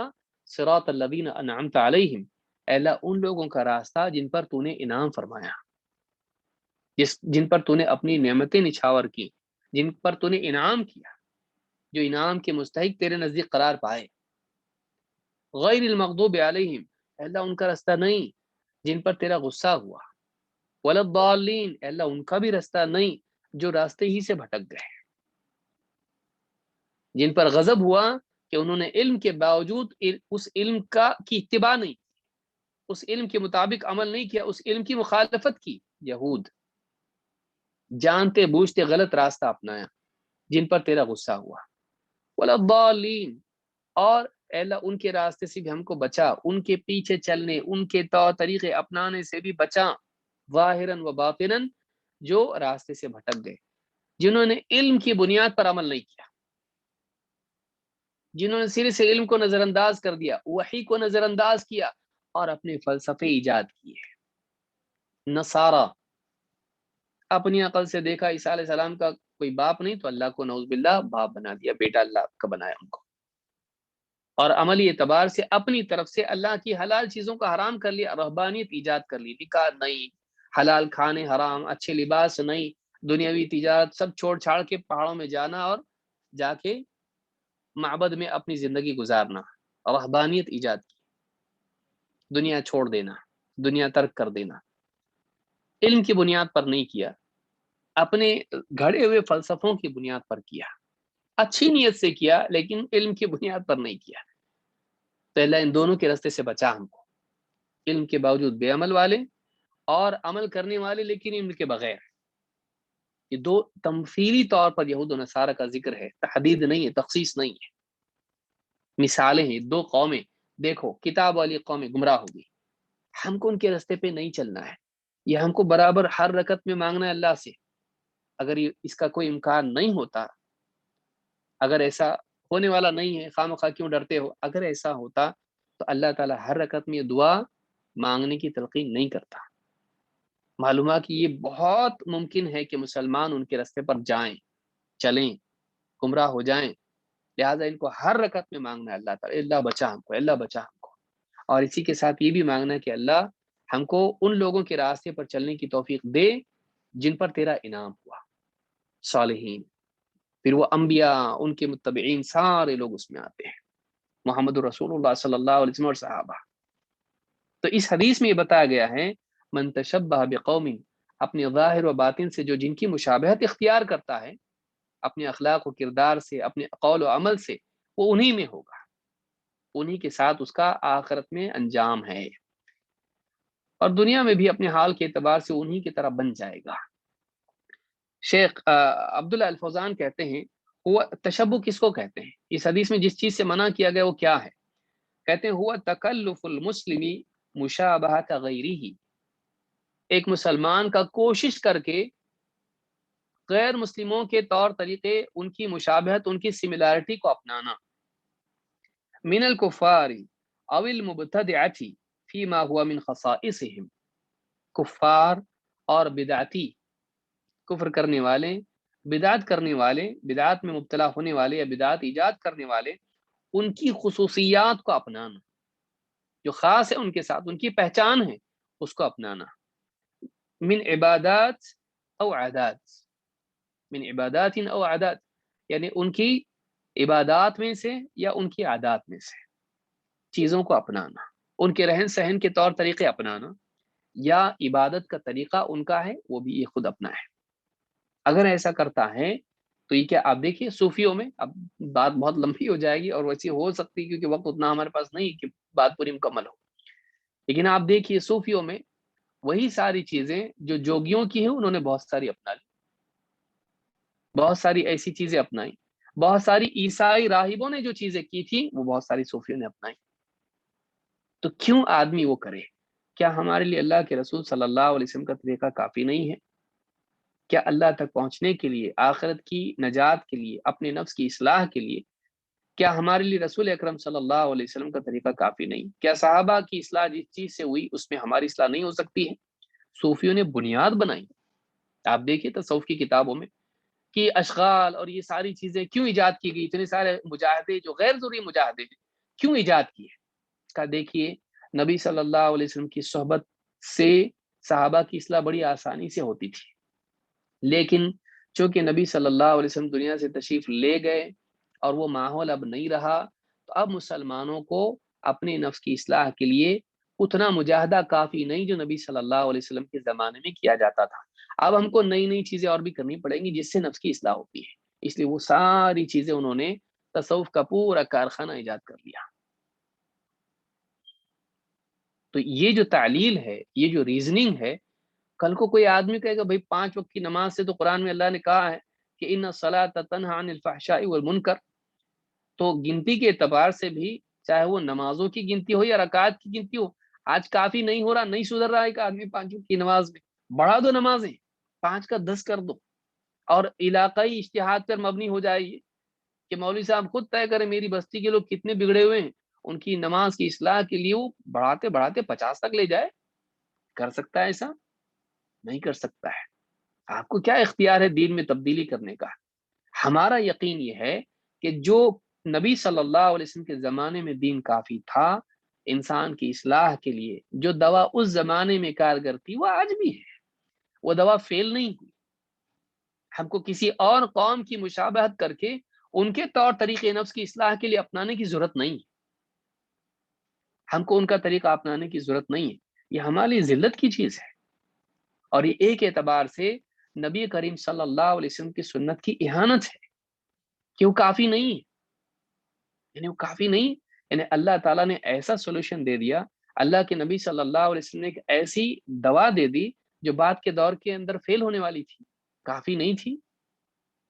تصوف کی جڑ میں آپ کو یہ ملے گا، اس کی جتنی بھی اعمال اور جتنی بھی ان کی سب چیزیں ہیں اس میں آپ کو جڑ میں ملے گا کہ وہ وہاں تک ٹھیک تھا، بعد میں بڑھانے کی ضرورت ہے. پھر کیا کریں گے آپ؟ فجر کی نماز بڑھائیں گے، 2 کی 4 کریں گے، مغرب کی 3 کی 6 کر دیں گے. آپ کیا کریں گے؟ ظہر کی اور عصر کی اور عشاء کی کیا کریں گے؟ 8 کریں گے آپ اس کو؟ نہیں، جتنا ہے اتنا ہی کافی ہے. تو یہ جو چیز ہے یہ غیر مسلموں کا تشبہ کہتے ہیں کہ ان کی عبادات، ان کی عادات کو اپنانا جو ان کی خصائص ہیں. خصائص یہاں یاد رکھنا ضروری، یہ نہیں کہ آدمی کہے کہ وہ لوگ کھانا کھاتے تو ہم کھانا چھوڑ دیں، نہیں، ان کے خصائص میں سے نہیں. وہ انسان ہے، انسان کو اللہ تعالیٰ نے رزق دیا اور سارے انسان کھاتے پیتے ہیں، انبیاء کھاتے پیتے تھے. بلکہ اعتراض لوگ کرتے تھے مشرکین کی ایک ایسا رسول ہے کہ کھانا کھاتا ہے، یأکل الطعام ویمشی فی الاسواق، کھانا کھاتا ہے اور بازاروں میں چلتا ہے. تو مطلب یہ خصائص میں سے نہیں، مشرکین کی، کفار کی، انسان کی حاجات میں سے ہے. اس میں ان کا تشبہ چھوڑنا نہیں ہے، لیکن جو ان کی خصائص میں سے ہو کہ انہی کی چیزوں میں سے وہ ہے، اس کو اپنانا جو ہے ان کا تشبہ ہے. فَهُوَ مِنْهُمْ، جو کسی قوم کی مشابہت اختیار کرے وہ انہی میں سے ہے. انہی میں سے ہے کا کیا مطلب ہے؟ اس تعلق سے شیخ صالح الفوزان کہتے ہیں، بہت بڑی بات ہے، کہتے ہیں وَالتَّشَبُّهُ فِي الظَّاهِرِ يَدُلُّ عَلَى الْمَحَبَّةِ فِي الْبَاطِنِ. کسی انسان کا کسی کے طور طریقوں کو اپنانا، ان کی مشابہت اختیار کرنا، یہ اس بات کی دلیل ہے کہ اس کے دل میں کہیں نہ کہیں ان کے لیے محبت ہے. اب دیکھیے بہت سارے نوجوان ہوتے ہیں، کوئی فلم سٹار ہے، اس کا فین ہے یہ، اب اس کی طرح بال بنائے گا، اس کی طرح یعنی کپڑے پہنے گا، اس کی طرح فیشن اپنائے گا. کیوں؟ اس کا دل اس سے تعلق رکھتا ہے، اس کو اچھا لگتا ہے. پھر مولوی صاحب کے کئی جمعہ کی خطبے داڑھی کے وہ سنا نہیں رکھا، لیکن اس کا فٹ بال پلیئر کوئی ہے اس نے داڑھی رکھا، کرکٹ پلیئر ہے اس نے داڑھی رکھا، فلم سٹار ہے اس نے داڑھی رکھا، یا اس کا کوئی پولیٹیشین ہے جو اس کا فیورٹ ہے، یا کوئی ٹیچر ہے اس نے رکھا، اب اس کی کاپی یہ کرتا ہے تو اس نے بھی داڑھی رکھی. نبی صلی اللہ علیہ وسلم کا حکم ہے، آپ کا طریقہ ہے، اس کو دیکھ کے نہیں رکھا. بلکہ کس کو دیکھ کے رکھا؟ اس کو دیکھ کے جو ایک غیر مسلم ہے، کیونکہ اس کا دل اس سے جڑا ہوا ہے۔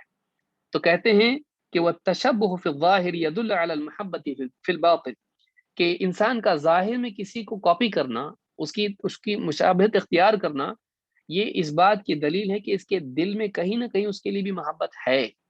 لأنه لو لم يكن يحب المتشبہ به لما تشبہ به، کیونکہ اگر جس کی مشابہت وہ اختیار کر رہا ہے اس کے دل میں اس کی محبت نہیں ہوتی تو اس کی مشابہت نہیں کرتا۔ تو معلوم ہے کہ کہیں نہ کہیں اس کا معلوم ہوا کہ تشبہ میں محبت کا دخل ہوتا ہے۔ اس سے ایک بات یہ بھی سمجھ میں آتی ہے کہ اگر ہم چاہتے ہیں کہ ہمارے بچے سنتوں پر چلنے والے بنیں، صحابہ کے طرز حیات کو اپنانے والے بنیں، ضروری ہے کہ ہم صرف حکم دینے کی بجائے ان کے دل میں محمد عربی صلی اللہ علیہ وسلم اور صحابہ کی محبت کو بٹھانے کی اور بسانے کی کوشش کریں۔ اس کو یاد رکھیے، سنت پہ عمل کرو، حکم دے رہے ہیں ہم لوگ، ٹھیک کر رہا ہے، زبردستی کر رہا ہو، لیکن محبت اگر اس کے دل میں بٹھا دی جائے اللہ کے نبی صلی اللہ علیہ وسلم کی، صحابہ کی، سلف کی، تو پھر ان کی کوئی چیز جب اس کے سامنے آئے گی تو وہ اس کو اپنائے گا، چاہے سمجھ میں آئے یا نہ آئے۔ تو تشبہ اور اتباع کا تعلق محبت سے ہوتا ہے، تعظیم سے ہوتا ہے۔ اگر یہ زندگی میں آ جائے وہ بھی زندگی میں آ جاتا ہے۔ تو یہ بھی چیز یاد رکھنے کی ہے۔ تسہیل الالمام میں شیخ صالح الفوزان نے بات کہی، بلکہ اس کے بالعکس شیخ عبداللہ الفوزان کہتے ہیں، ایک دوسرا پہلو اس کا کہتے ہیں کہ فہو منہم کا کیا مطلب ہے کہ وہ انہی میں سے ہے۔ اس کا کیا مطلب کہتے ہیں؟ ای مثلہم فی الحال والمآل، وہ اپنے حال کے اعتبار سے بھی انہی میں اس کی گنتی ہوگی اور اپنے انجام کے اعتبار سے بھی انہی کے ساتھ میں ہوگا۔ وہ جہنم میں تو یہ بھی جہنم میں جانے والا ہے، وہ عذاب کے مستحق آج اگر ہوتے ہیں تو یہ بھی عذاب کا مستحق ہوگا۔ اگر ان کے اس عمل کی بنا پر ان پہ عذاب آتا تو اس پہ بھی آئے گا۔ اپنے حال کے اعتبار سے بھی وہ انہی کی طرح ہے اور اپنے انجام کے اعتبار سے، معال کے اعتبار سے بھی انہی میں اس کا شمار ہوگا، ان کے ساتھ اس کا انجام ہوگا۔ وَهُوَ يُفِيدُ الْعُمُوم، اور یہ عام بات ہے، اس میں انہیں فائدہ جو ہے عام عموم کا دیتا ہے۔ من تشبہ بالصالحین کان صالحا وحشر معه، جو صالحین کی مشابہت اختیار کریں وہ نیک بنے گا، نیک لوگوں کی مشابہت سے نیک بنے گا اور نیک لوگوں کے ساتھ اس کا حشر ہوگا۔ ومن تشبہ بالکفار او بالفساق فهو منهم، اور جو کفار اور فساق کی مشابہت اختیار کرے گا وہ انہی میں سے ہوگا، ان جیسا بنے گا اور ان کے ساتھ اس کا آخرت میں معاملہ ہوگا۔ اللہ ہم سب کی حفاظت فرمائے۔ بہت سی چیزوں کو لوگ لائٹ لیتے ہیں، بھائی برتھ ڈے ہی تو منا رہے اور کیا ہے، برتھ ڈے ہی تو منا رہے ہیں، یا ہیپی نیو ایئر منا رہے ہیں، اپریل فول منا رہے ہیں، بلکہ بعض لوگ mothers day, fathers day, brothers day, sisters day, کیا ہے یہ؟ اسلام میں اس کی گنجائش نہیں ہے۔ آپ کو کوئی دن منانے کی ضرورت نہیں کسی چیز کے لیے، عیدوں کا معاملہ آگے آئے گا انشاءاللہ۔ ہم دوسری قوموں کے مشابہت اختیار کر رہے ہیں، نہیں، ہمارے لیے نبی کریم صلی اللہ علیہ وسلم کا طریقہ کافی ہے، آپ کی سنت ہمارے لیے کافی، صحابہ کا طرز عمل ہمارے لیے، ان کا اسوہ ہمارے لیے کافی ہے۔ تو منحۃ العلام میں جلد 10 صفحہ نمبر 160 پر انہوں نے یہ بات کہی ہے۔ ابن قیم رحمۃ اللہ علیہ فرماتے ہیں وَنَهَى عَنِ التَّشَبُّهِ بِأَهْلِ الْكِتَابِ وَغَيْرِهِمْ مِنَ الْكُفَّارِ فِي مَوَاضِعٍ كَثِيرَةٍ، اللہ کے نبی صلی اللہ علیہ وسلم نے اہل کتاب اور کفار وغیرہ کے تشبہ اختیار کرنے سے منع کیا ہے، ان کے طور طریقے مت اپناؤ۔ اہل کتاب کون؟ یہود و نصارہ، جوز اینڈ کرسچنس، اور کفار سارے مشرکین یا دہریے جتنے بھی ہیں سب ایتھیسٹ، ان کے طور طریقے مت اپناؤ، جو خاص چیزیں ان کی جینے کا طریقہ ہے تم ویسا مت بنو، ان کی جیسے مت بنو۔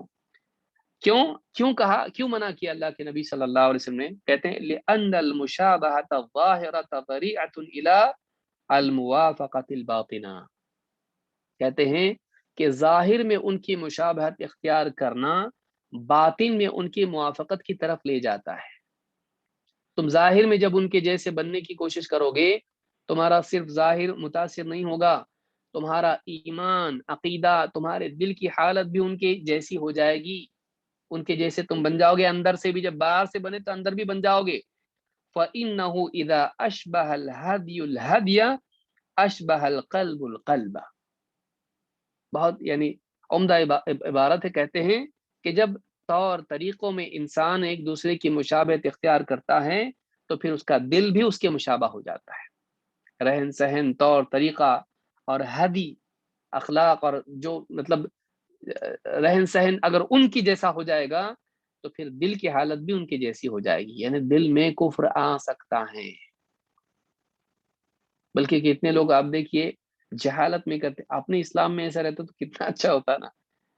بے وقوف آدمی ہے، یعنی مشرکین اور کفار کے جو طور طریقے ہیں اس کو دیکھ کے کیا کہتا ہے، ان کے اپنے ہونا چاہیے تھا ایسا.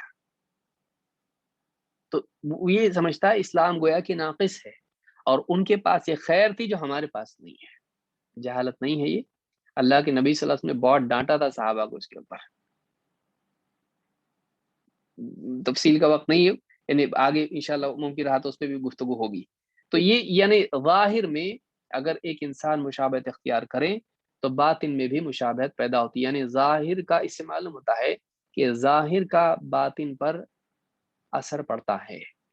بہت سارے لوگ کہتے ہیں ہم لوگ تھوڑی نا، ہمارے دل میں ایمان پکا ہے، ان جیسا ہم کرے کا مطلب تھوڑی اندر سے ہم کافر ہو گئے، ان جیسے تھوڑی نہیں. اگر آپ ظاہر میں ان کی مشابہت اختیار کر رہے ہو، دھیرے دھیرے، ایک دن میں نہیں ہوگا، ایک دن میں نہیں ہوگا، دھیرے دھیرے دھیرے دھیرے اس کا اثر آپ کے باطن پر، آپ کے دل پر پڑے گا، آپ کے دل پر پڑے گا. تو اس لیے ایک مسلمان کو دوسری قوموں کے طور طریقوں کو نہیں اپنانا چاہیے جو ان کے ساتھ خاص ہیں. ابن تیمیہ رحمۃ اللہ علیہ کیا فرماتے ہیں، اور بہت سخت بات انہوں نے کہی ہے. کہتے ہیں وَهَذَا الْحَدِيثُ أَقَلُّ أَحْوَالِهِ أَنْ يَقْتَضِيَ تَحْرِيمَ التَّشَبُّهِ بِهِمْ. کہتے ہیں اس حدیث کے تعلق سے کہا جا سکتا ہے، کم سے کم اس حدیث سے یہ بات ملتی ہے کہ دوسری قوموں کی سملیرٹی اختیار کرنا حرام ہے. منیمم اس کا میننگ یہ ہے. زیادہ پھر کیا ہے؟ کہتے ہیں وَإِنْ كَانَ ظَاهِرُهُ يَقْتَضِي كُفْرَ الْمُتَشَبِّهِ بِهِمْ كَمَا فِي قَوْلِهِ وَمَنْ يَتَوَلَّهُمْ مِنْكُمْ فَإِنَّهُ مِنْهُمْ. کہتے ہیں کم سے کم جو بات نکالی جا سکتی اس حدیث سے وہ یہ کہ دوسری قوموں کے طور طریقوں کو اپنانا یہ حرام ہے. لیکن اگر غور کیا جائے تو حدیث کے ظاہر سے معلوم یہ ہوتا ہے کہ جو آدمی ان کے طور طریقوں کو اپنائیں تو وہ کفر میں واقع ہو جاتا ہے. ظاہر تو یہ حدیث ہے کہ کہتے ہیں کہ وہ ان کا نا ظاہر یقتضی کفر المتشبہ بہم کما فی قول تعالی، جیسا کہ اللہ نے خود فرمایا. کیا فرمایا؟ وَمَن يَتَوَلَّهُم مِّنكُمْ فَإِنَّهُ مِنْهُمْ. جو ان کو اپنا دوست اور ساتھی بنائے گا اہل کفر، قلبی محبت ان سے، ان کے ساتھ ایک دم جگری، ان کو پسند کرنا اور ان کے ساتھ محبتیں ویسا اگر کرے گا انہی میں سے ہے. دیکھیے یہاں یاد رکھیے سورہ المائدہ کی آیت نمبر 51 ہے، اقتداء الصراط المستقیم جلد 1 صفحہ نمبر 270. بلا شبہ حدیث میں ہم کو یہ بتایا گیا کہ ہم غیر مسلموں کے ساتھ احسان کا سلوک کریں، ان کے اوپر احسان کریں، ان کے ساتھ رحم کا معاملہ کریں. لیکن اس کا یہ مطلب نہیں نکلتا ہے کہ ہم ان کے طور طریقے اپنائیں، ان کی مشابہت اختیار کریں، ان کی عیدیں ہم منانے لگیں، ان کے جو کلچرل چیزیں ہیں وہ ہم اپنانے لگیں. نہیں، ہمارا ایک زندگی کا طریقہ ہے. کیوں؟ اللہ نے ہمارے پاس بھیجا کس کو؟ محمد عربی صلی اللہ علیہ وسلم کو. اور کیا کہا؟ لَقَدْ كَانَ لَكُمْ فِي رَسُولِ اللَّهِ أُسْوَةٌ حَسَنَةٌ. تمہارے لیے اللہ کے رسول میں بہترین نمونہ موجود ہے. تمہارے اتنا ہی کافی ہے، کہیں اور تم کو دیکھنے کی ضرورت نہیں ہے. اب اگر کوئی آدمی رسول اکرم صلی اللہ علیہ وسلم کا طریقہ چھوڑ کے کسی اور قوم کا طریقہ اپنائیں تو نہ صرف وہ اللہ کی نافرمانی کر رہا ہے بلکہ رسول صلی اللہ علیہ وسلم کی ایک اعتبار سے ناقدری کر رہا ہے. کتنے لوگ ہیں آپ دیکھیں، بلکہ بعض اوقات یعنی دینی پروگرام میں تالیاں بج رہی ہیں. کتنی افسوس کی بات ہے. کیا ہوتا اس میں؟ کیوں صحابہ تالی بجاتے تھے اللہ کے نبی صلی اللہ علیہ وسلم کی باتوں پر؟ تابعین بجاتے تھے صحابہ کی مجلسوں میں. کیا زبردست بات ہے، تالیاں بجاؤ. لیکن آج آپ بتائیے دینی مجالس میں بہت سارے پروگرامز میں اس طرح سے ہوتا ہے. کبھی یہ سوچتے نہیں ہیں کہ مشرکین کی عبادت کا طریقہ ہے. وَمَا كَانَ صَلَاتُهُمْ عِندَ الْبَيْتِ إِلَّا مُكَاءً وَتَصْدِيَةً. سیٹی بجانا اور تالی پیٹنا مشرکین کی عبادت کا طریقہ تھا کعبہ کے پاس. قرآن میں اللہ نے بیان کیا ہے کہ تصدیہ جو ہے یہ تالی بجانے کو کہتے ہیں. تو بلکہ آج کئی مشرکین کی عبادت کا طریقہ وہ ہیں، آج بھی وہ تالی پیٹتے ہیں. تو یہ ہم کیوں اپنا ہے؟ بولے ہماری نیت نہیں ہے. شیخ عثیمین اس کے بارے میں بھی کچھ کہتے ہیں جسے آگے ہم دیکھیں گے کہ شیخ عثیمین رحم اللہ فرماتے ہیں فَلَوْ قَالَ قَائِلٌ، اگر کوئی کہنے والا یوں کہے إِنَّهُ لَبِسَ ثِيَابَ الْكُفَّارِ لَمْ يَقْصِدِ التَّشَبُّهَ. کوئی آدمی اگر کہنے والا کہے کہ میں نے کفار کا لباس زیب تن کیا ہے، خاص جو کفار کے ساتھ لباس ان کا ہوتا ہے میں نے وہ پہنا ہے، جیسے کسی یعنی فادر جو ہوتا ہے کرسچنس کا اس کے جیسا لباس، یا کسی خاص سادھو کی جیسا لباس، یا کسی کا اور خاص ویسا لباس پہن لیا، یا جو مشرکین کے ساتھ خاص لباس ہے اس کو پہن لیا. إِنَّهُ لَبِسَ ثِيَابَ الْكُفَّارِ لَكِنْ لَمْ يَقْصِدِ التَّشَبُّهَ. اور کہے کہ میری نیت ان جیسا ان کا تشبہ اختیار کرنے کی نہیں تھی، ان کی سملیرٹی اختیار کرنے کی نہیں تھی. قلنا ولكن حصل التشبہ ولكن کہتے ہیں کہ قلنا ولكن حصل الشبہ والنیت محلها القلب. کہتے ٹھیک ہے تیری نیت تیرے دل میں ہے، نیت کی جگہ دل ہے، لیکن تشبہ واقع تو ہوا نا، تو نے ان جیسا عمل تو کیا نا، ان کی مشابہت اختیار تو کی، اور تیری نیت تیرے دل میں ہے. فَنُنْكِرُ عَلَيْهِ مَا أَظْهَرَهُ مِنَ الْمُشَابَهَةِ، ہم انکار کریں گے اس مشابہت پر. وَأَمَّا فِي مَا بَيْنَهُ وَبَيْنَ رَبِّهِ فَهَذَا لَيْسَ إِلَيْنَا. لیکن اس کا اور اس کے رب کا جو معاملہ ہے، یعنی اس کے دل میں نیت تھی، اچھی تھی، بری تھی، مشابہت کی نیت تھی یا نہیں تھی، یہ اس کا اور اللہ کا معاملہ ہے. اس کی اچھی نیت کی وجہ سے اس کا غلط عمل صحیح نہیں ہو سکتا ہے. مشرکین کی برتھ ڈے منا رہا کہ میری نیت مشرکین کے مشابہت کی نہیں ہے، فرعون کو فالو کرنے کی نہیں، کیونکہ برتھ ڈے کی آپ دیکھیں گے تاریخ میں پہلے جو ملتا ہے، جو بھی مصادر ہیں اس میں پہلے ہم کو فرعون کا جو ہے اولڈ ٹیسٹمنٹ میں ملتا ہے کہ فرعون مناتا تھا. کتنا صحیح ہے کتنا غلط ہے، لیکن ہسٹوریکل ایویڈنس جو ملتا ہے، جہاں تک بھی پرانی کتابیں ملتی ہیں اس میں یہ ملتا ہے. اب کہ میری نیت فرعون کو فالو کرنے کی نہیں ہے، لیکن میں برتھ ڈے مناتا ہوں بیٹے کو خوش کرنے کے لیے. پڑوسی منا رہے ہیں تو اسکول میں اس کے برتھ ڈے سب لوگ اسٹوڈنٹس مناتے ہیں، میرے بچے کو بھی منانا پڑے گا. تو میری نیت اچھی ہے کہ اس کے ذریعے سے بچوں کو مٹھائی بانٹیں گے تو بچے خوش ہوں گے، مسلمانوں سے قریب ہوں گے. تعویلات کرنے والا مفتی سے بھی آگے نکل جاتا، مجتہد بن جاتا بہت بڑا. ایسی تعویلات بتائے گا کہ مولوی صاحب کے ذہن میں بھی ایسی تعویلات نہیں آتی ہے. ایسی بات بیان کرے تیری نیت نہیں ہے، لیکن عمل تو نے ان کا کیا، چاہے تیری نیت کتنی پاک ہو، اچھی نیت سے غلط عمل صحیح نہیں ہوتا. کوئی آدمی کہے کہ میں شراب پی رہا ہوں اچھی نیت سے، چلے گا؟ ممنوع چیز نیت کے اچھے ہونے سے حلال نہیں ہوتی، منع ہی ہوتا ہے، چاہے نیت کتنی اچھی کیوں نہ ہو. تو اکثر اہل بدعت یا اس طرح کے جو لوگ ہوتے ہیں ان کے پاس یہی مسئلہ ہوتا ہے. ان کو کہتے ہیں ہماری نیت اچھی ہے، ہماری نیت اس کی نہیں ہے، ہماری نیت برائی کی نہیں ہے. ان سے یہ کہا جائے گا کہ ٹھیک ہے تمہاری نیت تو ہم نہیں جانتے، وہ اللہ جانتا ہے. ہم مکلف ہیں تمہارے عمل کے بارے میں فیصلہ کرنے کے. عمل غلط ہے، عمل غلط ہے، نیت چاہے تمہاری جیسی ہو، عمل غلط ہے. تو معلوم یہ ہوا کہ شیخ عثیمین کہتے ہیں کہ چاہے کہ انسان کی نیت دوسروں کی مشابہت کی نہ ہو، دوسروں کی مشابہت کی نہ ہو، عمل اگر ان کی طرح ہے تب بھی وہ برا ہے، تب بھی وہ برا ہے. تو یہ بات جو ہے یاد رکھنے کی ہے کہ نیت سے اس کا کوئی تعلق نہیں ہے، بری چیز بری ہوتی ہے چاہے کتنی بھی اچھی نیت سے کی جائے. میں سمجھتا ہوں آج کے لیے ہمارا اتنا ہی کافی ہے. اس میں مزید بہت ساری باتیں ہیں، یہ انشاءاللہ ہم اگلے درس میں دیکھیں گے. اور یہ بہت اہم چیز ہے جو اس دور میں بہت سارے مسلمان، زیادہ تر نہ صرف ان پڑھ لوگ بلکہ بہت سارے پڑھے لکھے لوگ جو ہیں اس میں مبتلا ہوتے ہیں. بہت سارے پڑھے لکھے لوگ بھی دوسری قوموں کی مشابہت میں مبتلا ہوتا ہے. اور ان کو یہ ٹاپک اچھا بھی نہیں لگتا، کیونکہ ان کو ان کے درمیان رہنا ہوتا ہے، اور ان جیسا بن کے رہیں گے تو بچیں گے. آڈ مین آؤٹ ان کو نہیں بننا پڑتا ہے. नहीं बनना होता है, इस वजह से वो क्या करते हैं, ब्लेंड होते हैं उनमें, तो उन जैसे बन के रहते हैं, जैसा वो जीते हैं वैसे ये भी जीते हैं। नहीं, हमारी ज़िंदगी का तरीक़ा मोहम्मद अरबी सल्लल्लाहु अलैहि वसल्लम की तालीमात के ताबे रहेगा। कभी इसको देखा, कभी तीतर, कभी बटेर, कभी कुछ, हम नहीं कर सकते ऐसा।